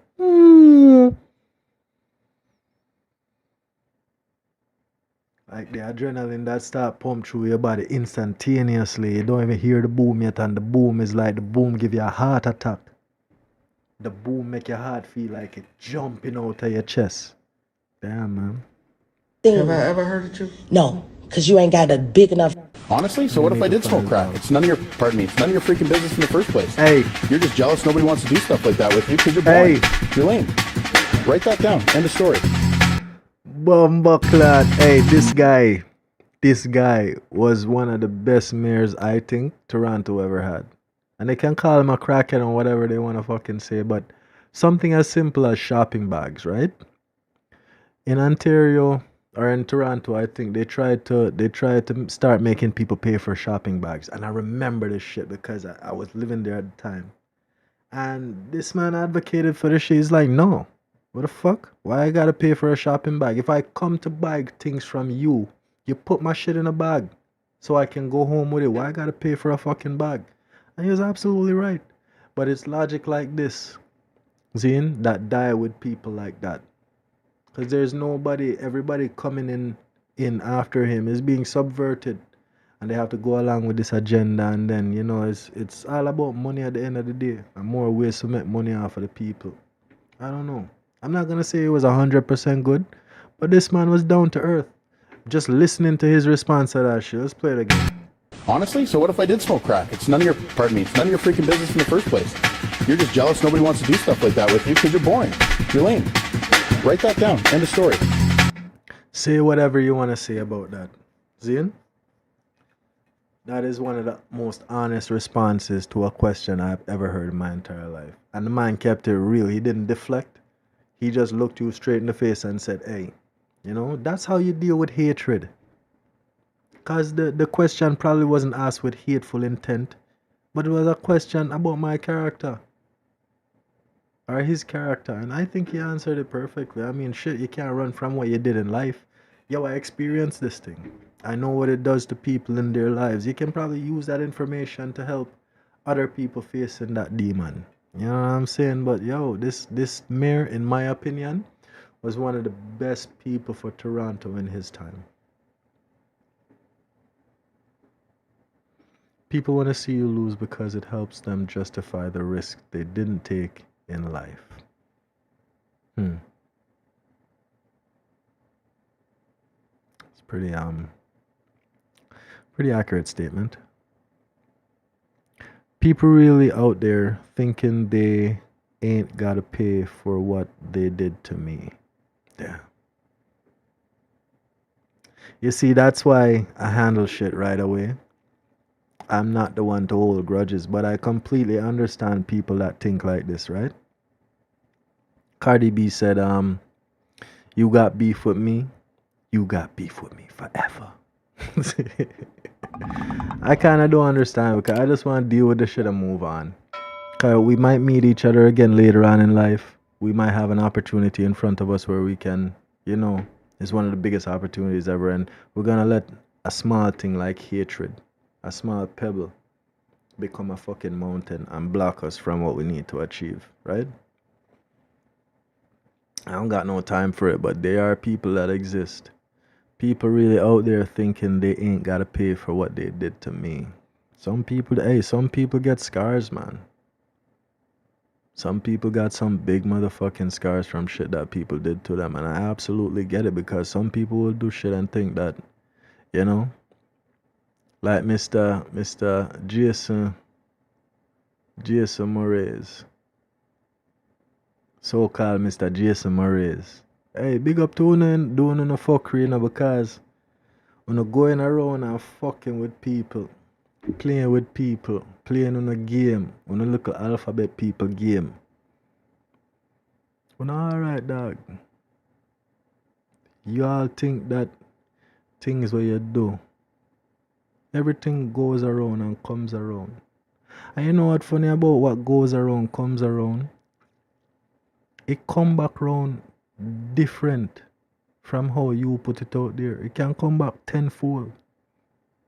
Whatever you dish out to me will come back to you tenfold. I witnessed that happen many times in life. That's why I don't fuck with people. And if I fuck with you, I can tell you straight to your motherfucking face that, yo, I don't fuck with you, guy. I can tell you that straight to your fucking face, but I'm not gonna hold no grudges and be like 5-10 years down the line, you see? I come back and you're in the hospital and I'm just looking at you on the bed and the doctor's saying that you got like a couple hours to live and I just look at you and say, yeah. Yeah, so how you like how things are turning out? Nope, I'm not that person, guy. I ain't got time for it. If you owe me money, everything you post better be about struggling. Fuck. If I'd say if you owe me bread, you better not be posting nothing about no buy no new engine part.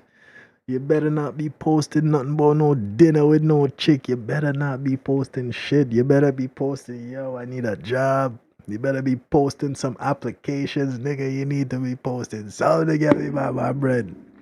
The first big booty bitch picture I see you post, guy, nah, come here. We got business to conclude, sir. Give me my money. You got time for big booty bitches? Nigga. Some people need to stay rooted in reality. If you owe me money, everything you post better be about struggling. Goddamn right. She wants 20K ring, 80K car, 500K home, and she offering pre-owned kitty cat. It's a pretty easy choice. It's not even a choice. It's not even an option. I don't think. No. And if it pre-owned, because virgins kind of hard to, I mean, they're out there, but they're hard to find nowadays. You know what I mean? Because everybody fucking everybody. But the pre-owned thing, maybe. I don't necessarily buy nothing pre-owned because I did it once. Right? I bought a truck and it lasted 3 months. Paid 12 grand for it. Truck lasted 3 months. And then the mechanic told me I need a new engine. And I was contemplating spending the 9 grand to put in a new engine, but I said, fuck it. I'll just go get something brand new. So I don't have to deal with that. And I'll just maintain it so that the engine problems are minimal. Nothing heavy is happening. I have warranty if anything does happen. So I'm good. The pre-owned thing now. Yo, I have to kind of know where it's been. If I'm looking at a ride and somebody tell me, oh, I had a pre-owned car once. It was an Infinity. And the first question I asked is, how many owners has this car had? The guy said one. It was a lady like in her 60s and she was a lawyer. I'm saying, yep, let me drive that. Yeah, bro. And that car drove smooth as hell. I think it had like 75,000 kilometers on it, so it wasn't that bad. That was a damn sexy car, man. I was doing all types of stuff to that car, but yo, at the end of the day, before I bought that and brought it home and made it mine, I had to drive that shit, man. I ain't buying nothing that I don't test drive. And sometimes women are like cars, because cars you can see the wear and tear on the body sometimes. With me, and if you don't believe me, go watch a Bonnie Blue video. Because I was curious at one point in time who this girl was. And I went and looked on some of the adult sites and found some of her content. But one thing that stuck out to me is the wear and tear on the body. Everything looked okay, you know, kind of okay, you know. Kind of okay, because you know the camera have filters on it that make the skin look nice and pretty and everything. And you have makeup and all of that, right? The breasts them kind of okay because she don't have no kids and they're not sagging, whatever. The ass, you know, it look kind of flabby, but we'll make it pass. But when you get to the coochie section, bro,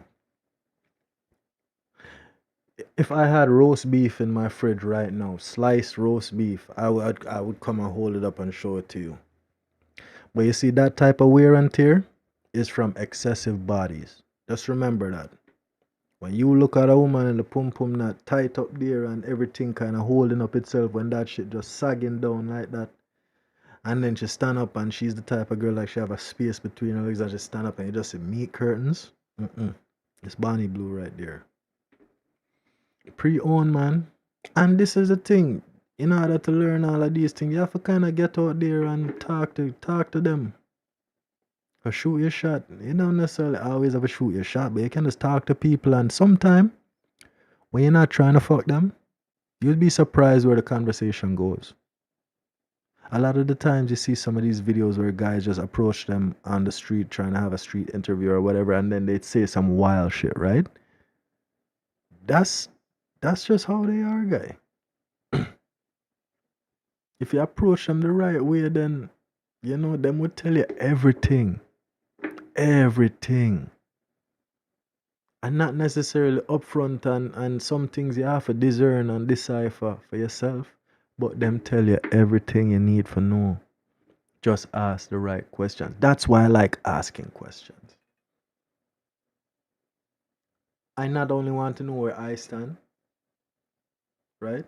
And I stand wherever I stand. I choose where I go, but I want to know where her mind is at and how far I can push the envelope. Something rather disturbing. Yo, tell you about them Colombian people in a brethren. Hold on, now pull up the one here again. YouTube. John, I feel like I have to put up something. Damn. Alright, well, fuck it. I'll try. I'll try not to get. Rather disturbing. This is Jeremy Clarkson. Jeremy Clarkson go to Colombia. In Colombia, I don't know where in Colombia, maybe one of these Spanish people or Papi Blanco or somebody can come and explain where in Colombia this thing happened. But you have a part in Colombia where they don't believe. And I'm not going to watch no more of this, right? Jeremy Clarkson face say it all. Jeremy Clarkson see it. Actually, yeah, cause I think that was the only part that showed that. But him see it and him is like, yo, what the fuck is this? But let me keep my soliloquy till the end. Could you ask, was that young man having relations with that donkey? They say yes. That's right. No trouble at all. Normal. So you've all Que ustedes todos lo hacen. enjoy the company of donkeys. Hey yo, what the fuck? Why the first lover that they have? That's nice. All the donkeys. The Man, did I take picture of the donkey to Bumbuckler? Fair game. You every Colombia, single donkey, what the fuck is male this? and female. Only female. So they don't have sex with male donkeys. That would be what, weird? Donkeys, I guess. Excellent. Man, say donkey. The next white boy say donkey and say excellent. We're leaving. No, leave. No. Man say, yo, we're leaving now. We're leaving. Man, I'm going the wrong part of Colombia, bro. What? We're leaving. Colombia, the better. It seems like a really nice little place. Jeremy, why do we have to go? Yo, why not? Yo, the dog vex. The man vex, yo, fuck. Man say I want to bomb. Hey, English people different today. You have to understand the culture of some people, right? And the nuance to how them behave. But English people, you swear you offend a proper English person. Remember, I'm tell you, dog, it's just a special moment. What? Look on the man's face. Yo, look on the man's face. Honestly, tell the honest to God truth. This man contemplating him entire life. This man contemplating him entire life. This man go to Colombia and say some shit that he wasn't expecting. Dog, what you Spanish people doing, man? And I can respect it and say, yo, this is your culture in Colombia to fuck donkeys. And the lady said, yes, it's only female donkeys. What say? To do it with a male donkey would be weird. So why you gotta deprive the male donkey of fem pum pum? That's weird, dog. John, or even saying that statement is weird. Why? Why is that a thing in Colombia? Somebody help me, please. Please, why is fucking donkeys a thing in Colombia? I don't get it. Send cute snaps to my ex like, wish you were here.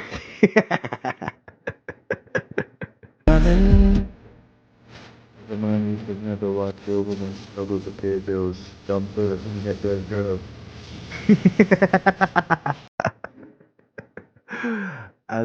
As a man, you should never watch your woman struggle to pay bills, dump her and get you a girl with money.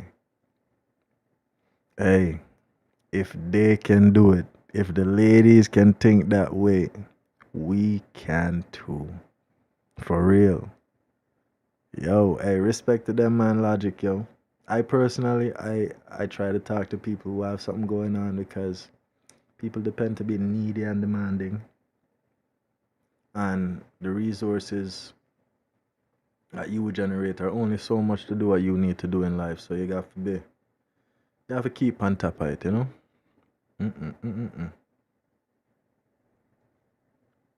Lord, please test me with 50 million. Hallelujah. Lord, test me with 50 million, please. I want to know my true colors when I have money. Hey, this might seem like a joke, but this is one of the realest things you will ever see in life. It's a power, and it's not necessarily money, you know. It's a power,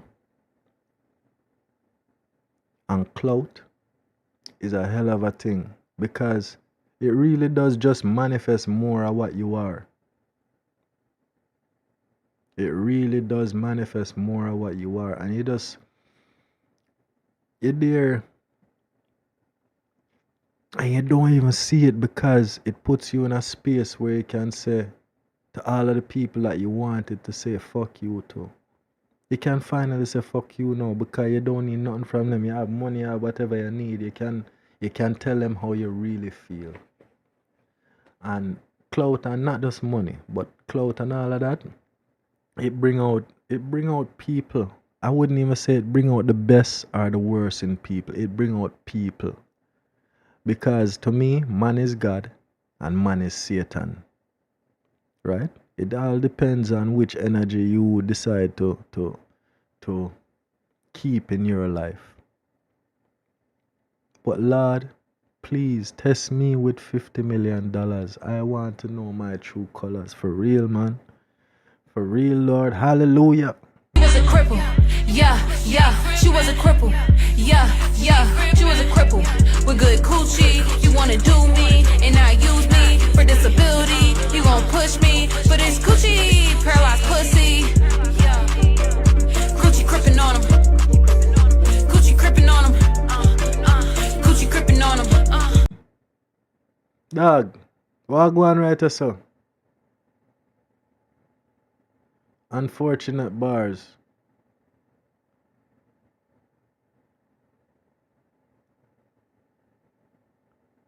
Mr. Lewin. Who the fuck made this shit, man? And you know, at the end of the day, I'm not hating on her. Because she want to be that type of degenerate, which is good. It's her body, her choice. She can do whatever she want with her coochie. But damn, man. I respect her hustle.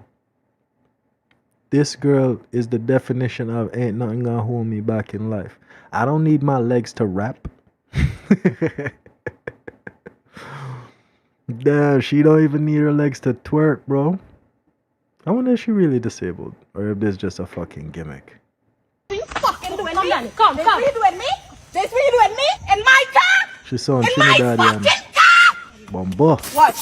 Blood. Watch. How would the dog do? You gonna make me make a fucking jail in the dog. Watch. When you do? can't buy groceries for your own fucking house. Watch. You make me make a I know your man that. a 20-pound bag of fucking rice for the fucking Where y'all go with the food? Where them go with the food? You can take all you want to know. You can take all you want. Move. Move your mother. Dog, again. Don't come back to my fucking because you're like fucking telling you. Yo. Let this be the last fight. Let this be the last fucking time. You fucking doing it.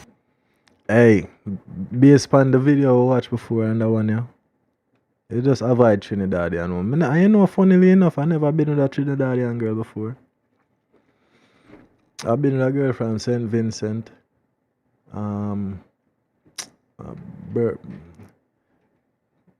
Dominica, not DR, but Dominica. Yeah, DR too. Spanish girl and love fuck. But damn, man, I never been with a Trinidadian girl, but damn. I think I'm gonna save this video especially so that if I do book up on a Trini girl and she taking me serious, I'm gonna just play this for her and make her know, hey, you know, I'm feeling you. If I'm feeling her, I'm feeling you, girl, but damn, I'll show you this. And if you ever turn into this, I'm not gonna explain nothing, I'm just gonna walk away. And I'll show her this video card. Damn, man, I don't think I can do it. In my car? In my fucking car! Blood clot. In my fucking car! That's the shitty ass eyebrows for me. Dude, your boyfriend died in a car accident. Dude, like, why the fuck would you say that? Like, cause you keep on picking on me like I'm over in the entire world. It's the shitty ass eyebrows for me. Dude, your boyfriend died in a car accident. Dude, like, why the fuck would you say that? Like, cause you keep on picking on me like I'm over Okay, but it's not good to mention him, like he fucking died. Do you understand?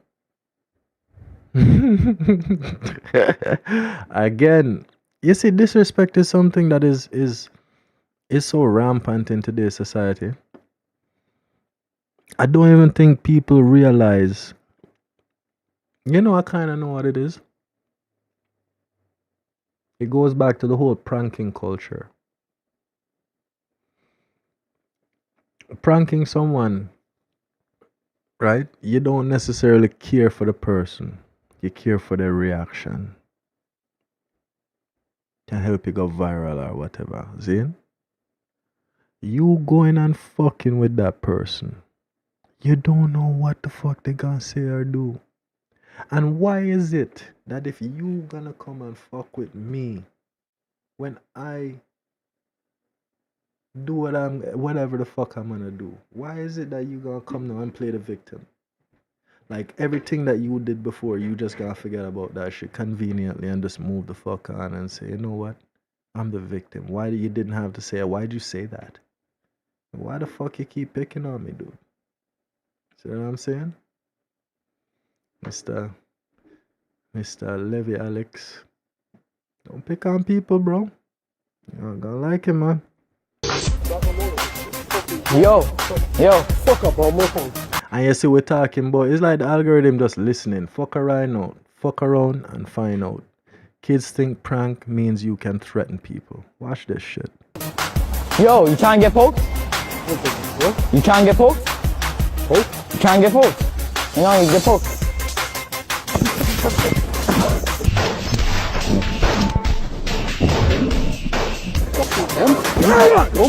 Fuck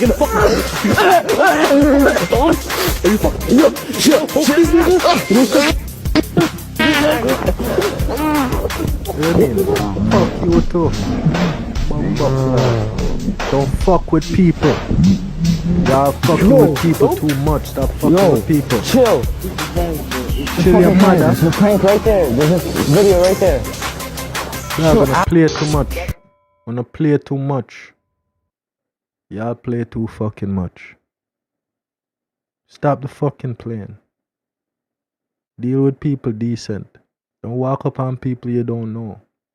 Cause you don't know me. You don't know what disrespect to me is. See, you see me on my phone minding my own business. It costs you nothing to stay the fuck in your lane and out of my way.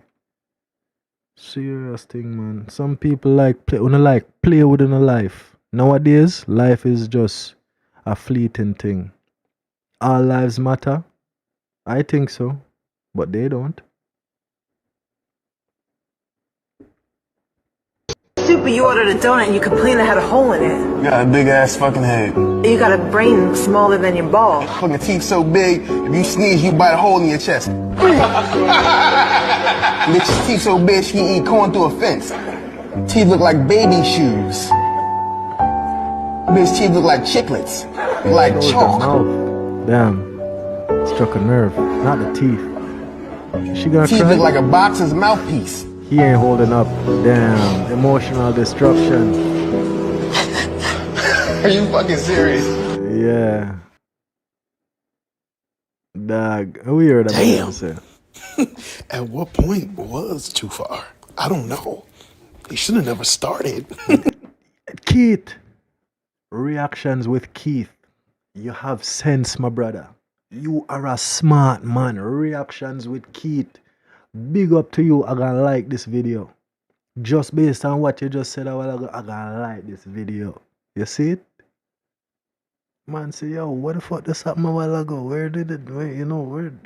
It should have never start. Don't go around disrespecting people, cause you don't know where it gonna go and where it gonna land. And you might feel like you have the upper hand at some point in time. Remember, I'm gonna tell you, I'm the type of person that deal with it right there and then. But going back to a couple memes ago, you have people that sit there and think, oh, you think you're gonna do what you did to me and think that I'm not gonna do nothing? 5, 10, 15 years down the line, dog, I don't want to look over my shoulder.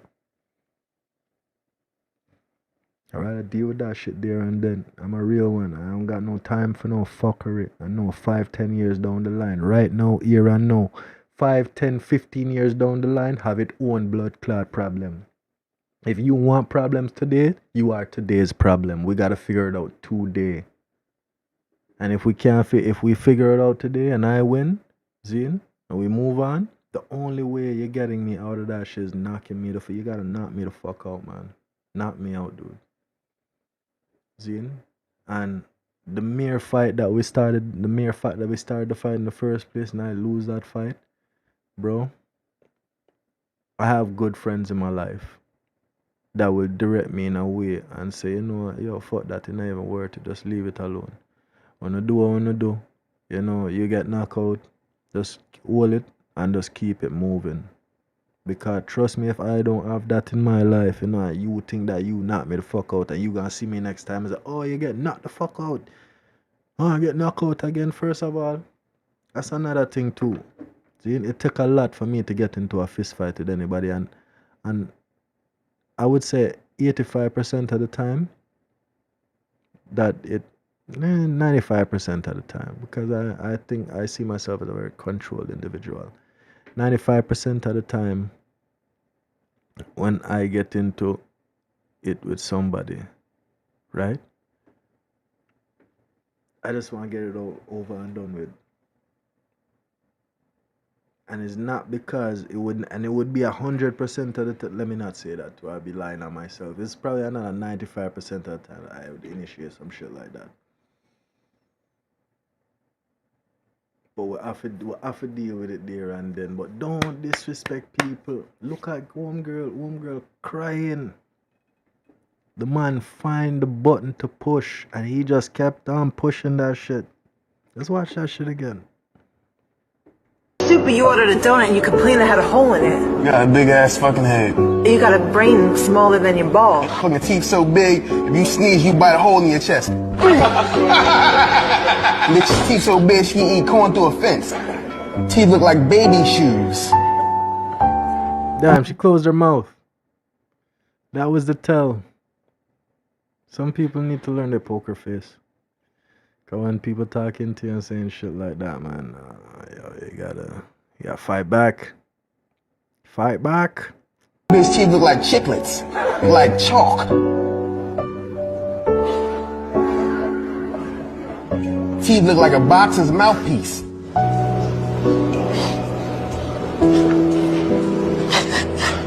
Are you fucking serious? Damn. Oh, God. At what point was too far? I don't know. He should have never started. You know what I mean? Should have never fucking started, bro. Hey, big up to Reactions with Keith. Girl running. Excuse me, ma'am, what are you doing? I'm training. For what? The Olympics.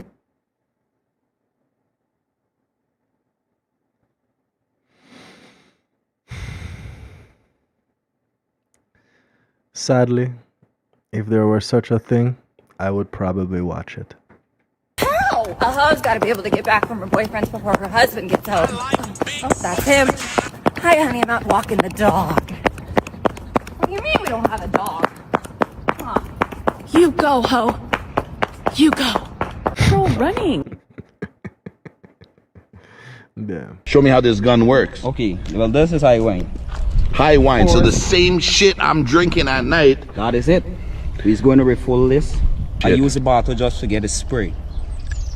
But I mean, that target is so small. Yeah. You think you can hit that from here? Hopefully. So you just spray. 1, 2, 3. Yo, which doctor place them money come from? You know, the man them have the homemade gun. The man them have the one pop. And you spray alcohol in it. It don't use no gunpowder. You can imagine? 2, 4, 5. Man, have the alcohol. Pocket full of alcohol marbles. One pop Right. with marble, blood clot. Hey, may I have to ask which doctor if him do this? Never do this yet. Bumba clot. Yeah. Kuya dog. Whoa, look at the size of him. Chris, talk to me, bro. That's it? I tell you we not going to. Bro, I said we not going to. Oh, that's a bigger one, huh? That's bigger than you. We gotta eat. Show me how this gun works. Man, I have the one pop. The man go hunt a crocodile. You could pop. You mean dinner time? Man, have the one pop, and the man them use rum. Hey, let me tell you something about people, black people. See, I wouldn't even say just say black people, people in general, because the white people them have a set of people called hillbilly. And them motherfuckers be making some similar shit to this. You see what I say about the ingenuity and just the capacity to fuck around and find out, to fabricate something like this is pretty impressive. I'm not gonna lie. You have a chamber full up with gas, Zine, and when you ignite it, because you're gonna seal the front right there, when you ignite it, the pressure go through the exit, which is the muzzle, blasting out the marble, and it look accurate as fuck. Damn. Hey, don't fuck with black people, brethren. Remember, I'ma tell you.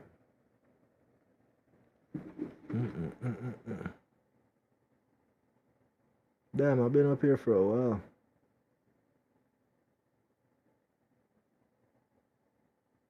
It's been a while. Fuck it, let's keep going. Gotta go figure out what I want to eat, but I'll keep going.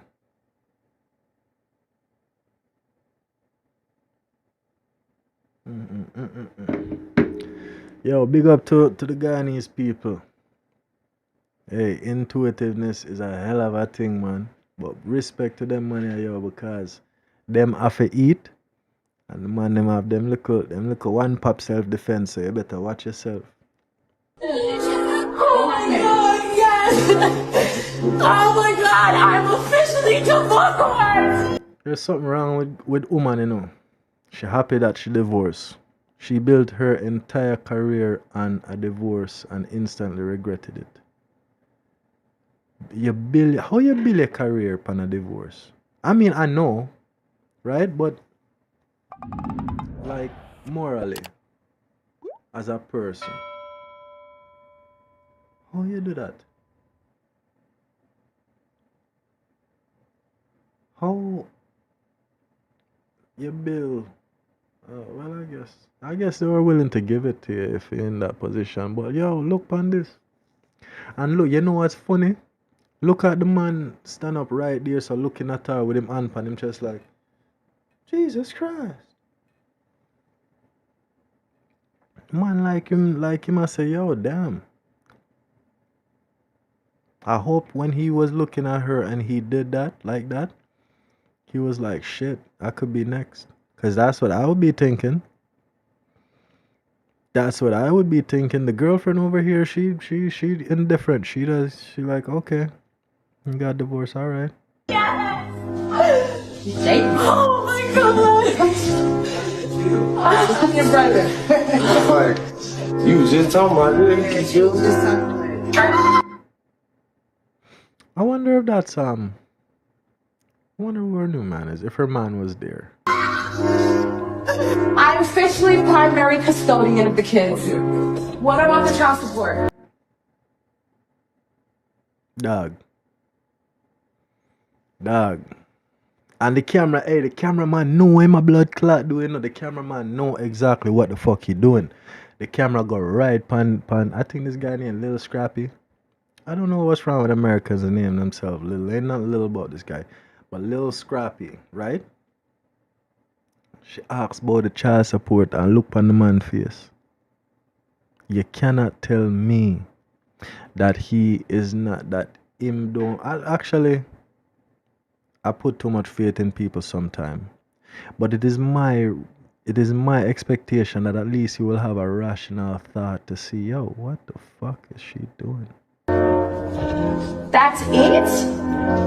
Tony, that's crazy. Why?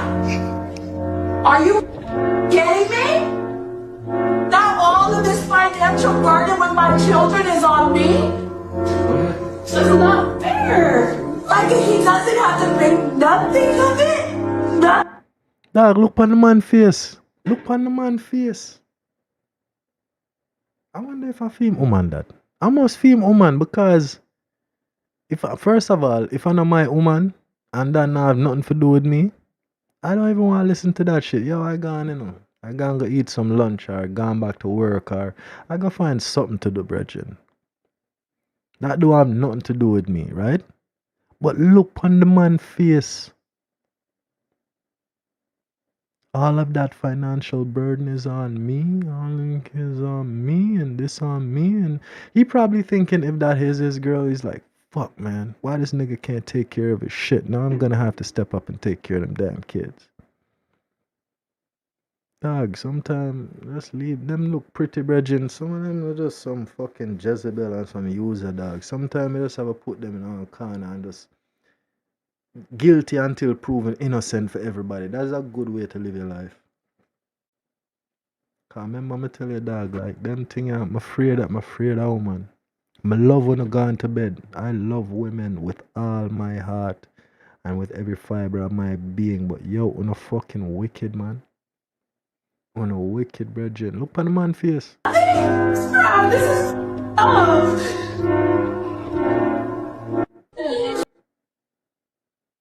Man, I will hug it up after that. Dog, bumper class screen here, man. This is how much I make in a week as a Miami stripper during slow season, which is summer. So I just left work. Tonight's Monday. It's my first night working this week, and I made a whopping $193. Woohoo! Alright, that's a Monday. Tonight is Wednesday. It's my second night working this week because I took last night off, and I made $752. So Monday is not the night to go. You get more action on Wednesday. Alright, cool. Maybe somebody tell her that. And maybe somebody tell her, say, yo, Tuesday don't really work out, so just come back Wednesday because that's when, you know, the rollers them will roll in and it pop it. She go from 100, let's say it get a benefit around up, right? She go from $200 to $700 and something dollar. We don't know if she's selling pussy. We don't know if maybe Tuesday night she say, you know what, maybe if she sells some front, she can get a little bit more money, and that is what she did to make more money. But this girl took the hustle up another level the next time she come, right? Let's see if she keep on going. $53, sorry. Honestly, the one customer I had tonight was incredibly handsy and aggressive and was just like crossing all my boundaries the entire time and was so obnoxious. So this literally doesn't even feel like enough. She get that from one man. Last night was Thursday and I had a So the next night after Wednesday night. So it looked like from Wednesday night, it just be popping. dinner date with one of my regulars, and he she have a dinner date with one of our regular them.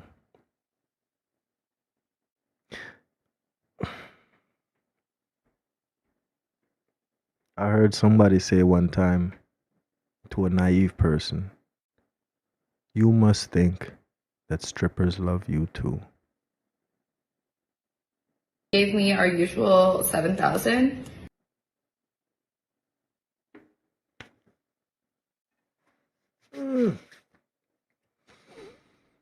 Don't mind my nail broken off.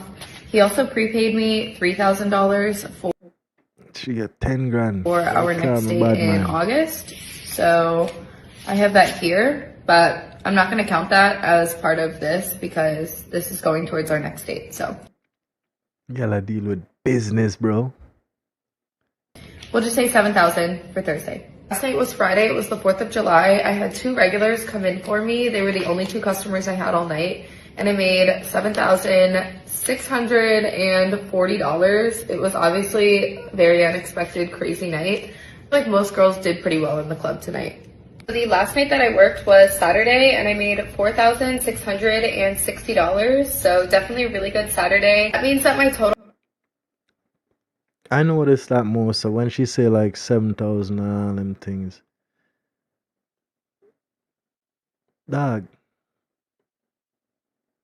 I'm not gonna lie. Like, I don't really want nobody. First of all, if I don't know you and you're in your underwear, I don't want nobody grinding up on me, man. Because, you know, people don't be wiping the ass properly. People be doing all kind of things in the back, and they just, you know, the stripper shower is when you just take wet wipes and wipe yourself up, and then you're good to go again. I'm not with that, man. Like, that's one reason I don't buy pussy, because I know people that sell pussy and them things, and it's like, you know, it's just the nature of the beast, the trick of the trade, right? Some women deal with their thing a little bit better, but I'm talking about the ones that be out there hustling. They ain't got no time for no showers. They ain't got no shower on the street. Just gotta wipe it up and fucking keep it rolling. Hopefully the next car got AC. You know what I mean? It's a rough life, man, but damn, this girl be doing her thing. I respect the hustle. for 4 nights of work at the club plus the one dinner date was $20,246.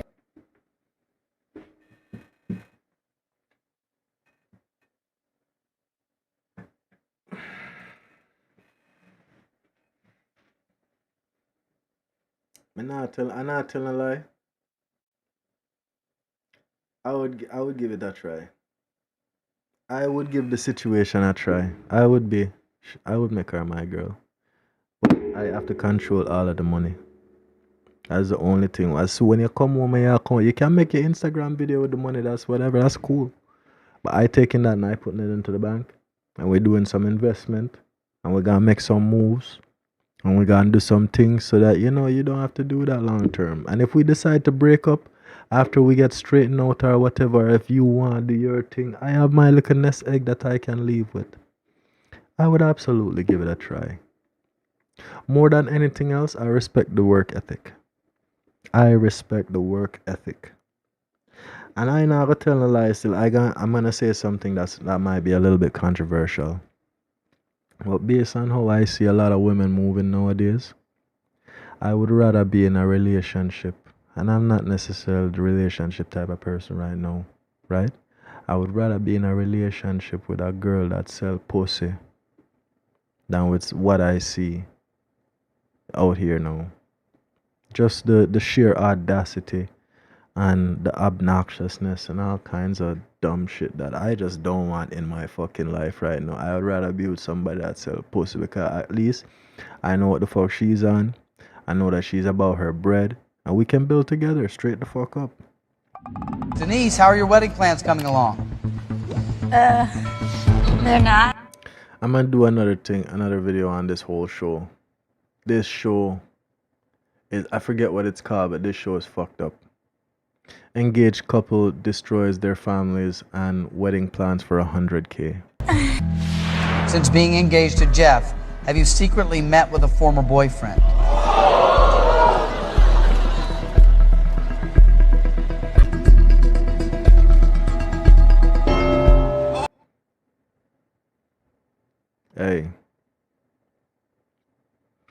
Hey, after that, the family know.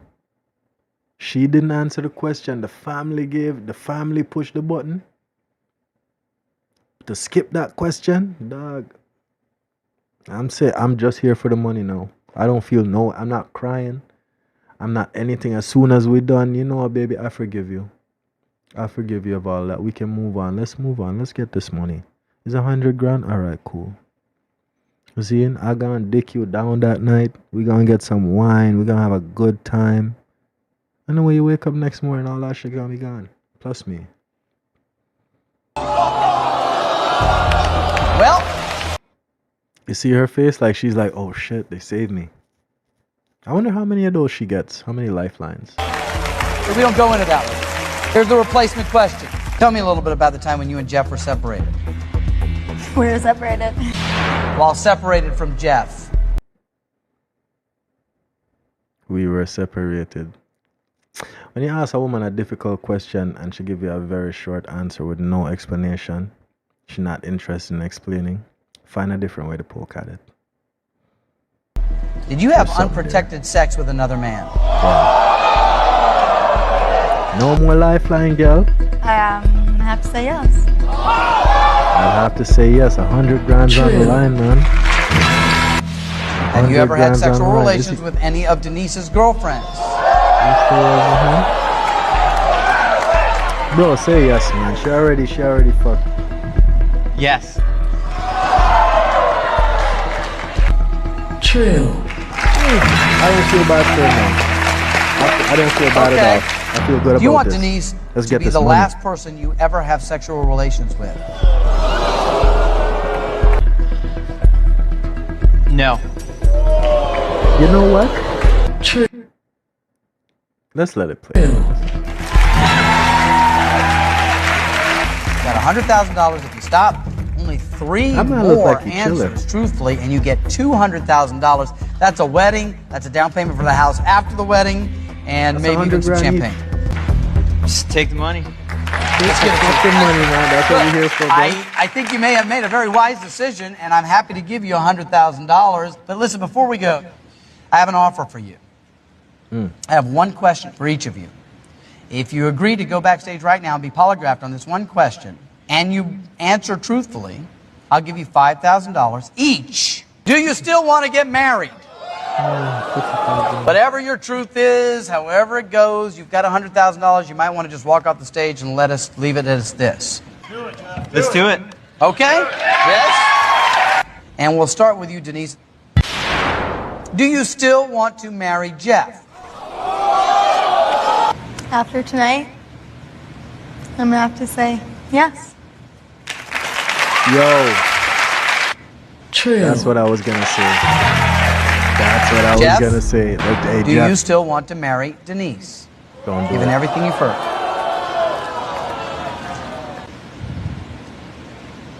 No. Bumbleclad Jeff. Damn. But he can't lie. It's a lie detector. True. Yep. Well, this is proof. This is proof. We don't want no pre-owned car. And she's okay with the fucking hot rod. You gotta end it there. Because this is life in a nutshell. We don't want no box. We don't want no glass of water that other people spit in and put their fingers in and play up in that shit. We don't want that fucking shit. We want a cup of water that is our cup of water that we can drink from. We know that is our cup. We drinking from that cup. Nobody else touch that cup. However, in this life, right? Even if you're drinking from that cup, empty out whatever is in there. Don't take nothing. Don't just come and see the cup with water in it and take a drink. You throw out that water, you wash that cup if you choose to use that cup. You throw out that water, you wash the cup with soap, and you get yourself a fresh glass of water. It don't mean that the cup is brand new, but at least it's a little bit clean so that you can have some. It's clean for the purpose of having fun. You know what I'm saying? But yo, it's a lie detector show. I respect his gangster. He kept it real. He's like, fuck it. Nah. You're seeing your fucking other people and then your family. Let me tell you who did. The family did it. The very first motherfucking question, the family did it. The family was like, nope, we gotta let her go. We gotta let her go from that one. That's an embarrassing question and we know the answer, so we gonna press that and keep our girl safe. Your truthful answer is worth $5,000. It may prove to be worth a lot more than that. Denise, how are your wedding plans coming along? They're not. Since being engaged to Jeff, have you secretly met with a former boyfriend?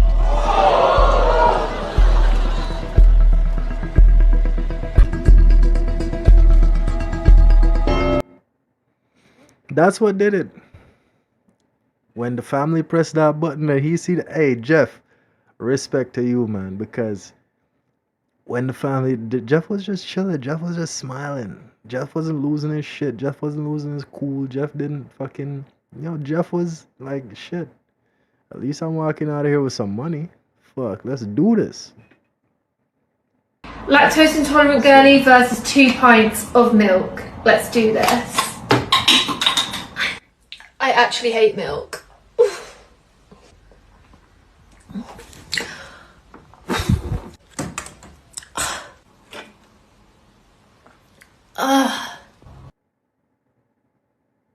What the fuck is this?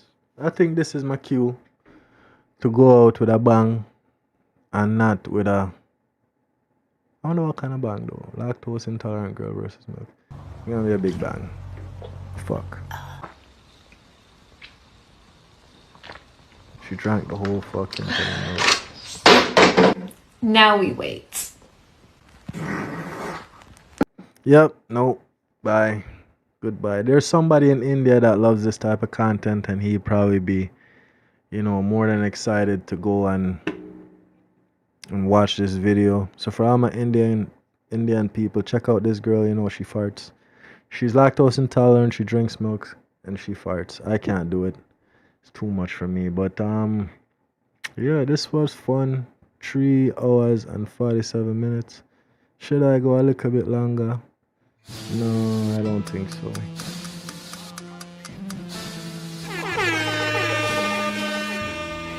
We are tonight's entertainment. I don't think I want to do no more. Fuck it. Bumbleclad. But I'll come back with Luna Bug again. I absolutely like that idea. I should have just kept it that alone. But hey, big up to the alphabet people, man. I don't be rocking with y'all, but y'all be doing some weird stuff. Y'all be doing some weird stuff, man. Big up to everybody coming through. Please like the video. Dislike the video if you don't like it. Fuck you too. yeah, life is life and life is good, and this was fun. Hella cold outside, so we're making use of it. So to everybody out there, big up on yourself, and I hope you have a blessed rest of your day. Make it productive, make it vibesy, most of all make it count.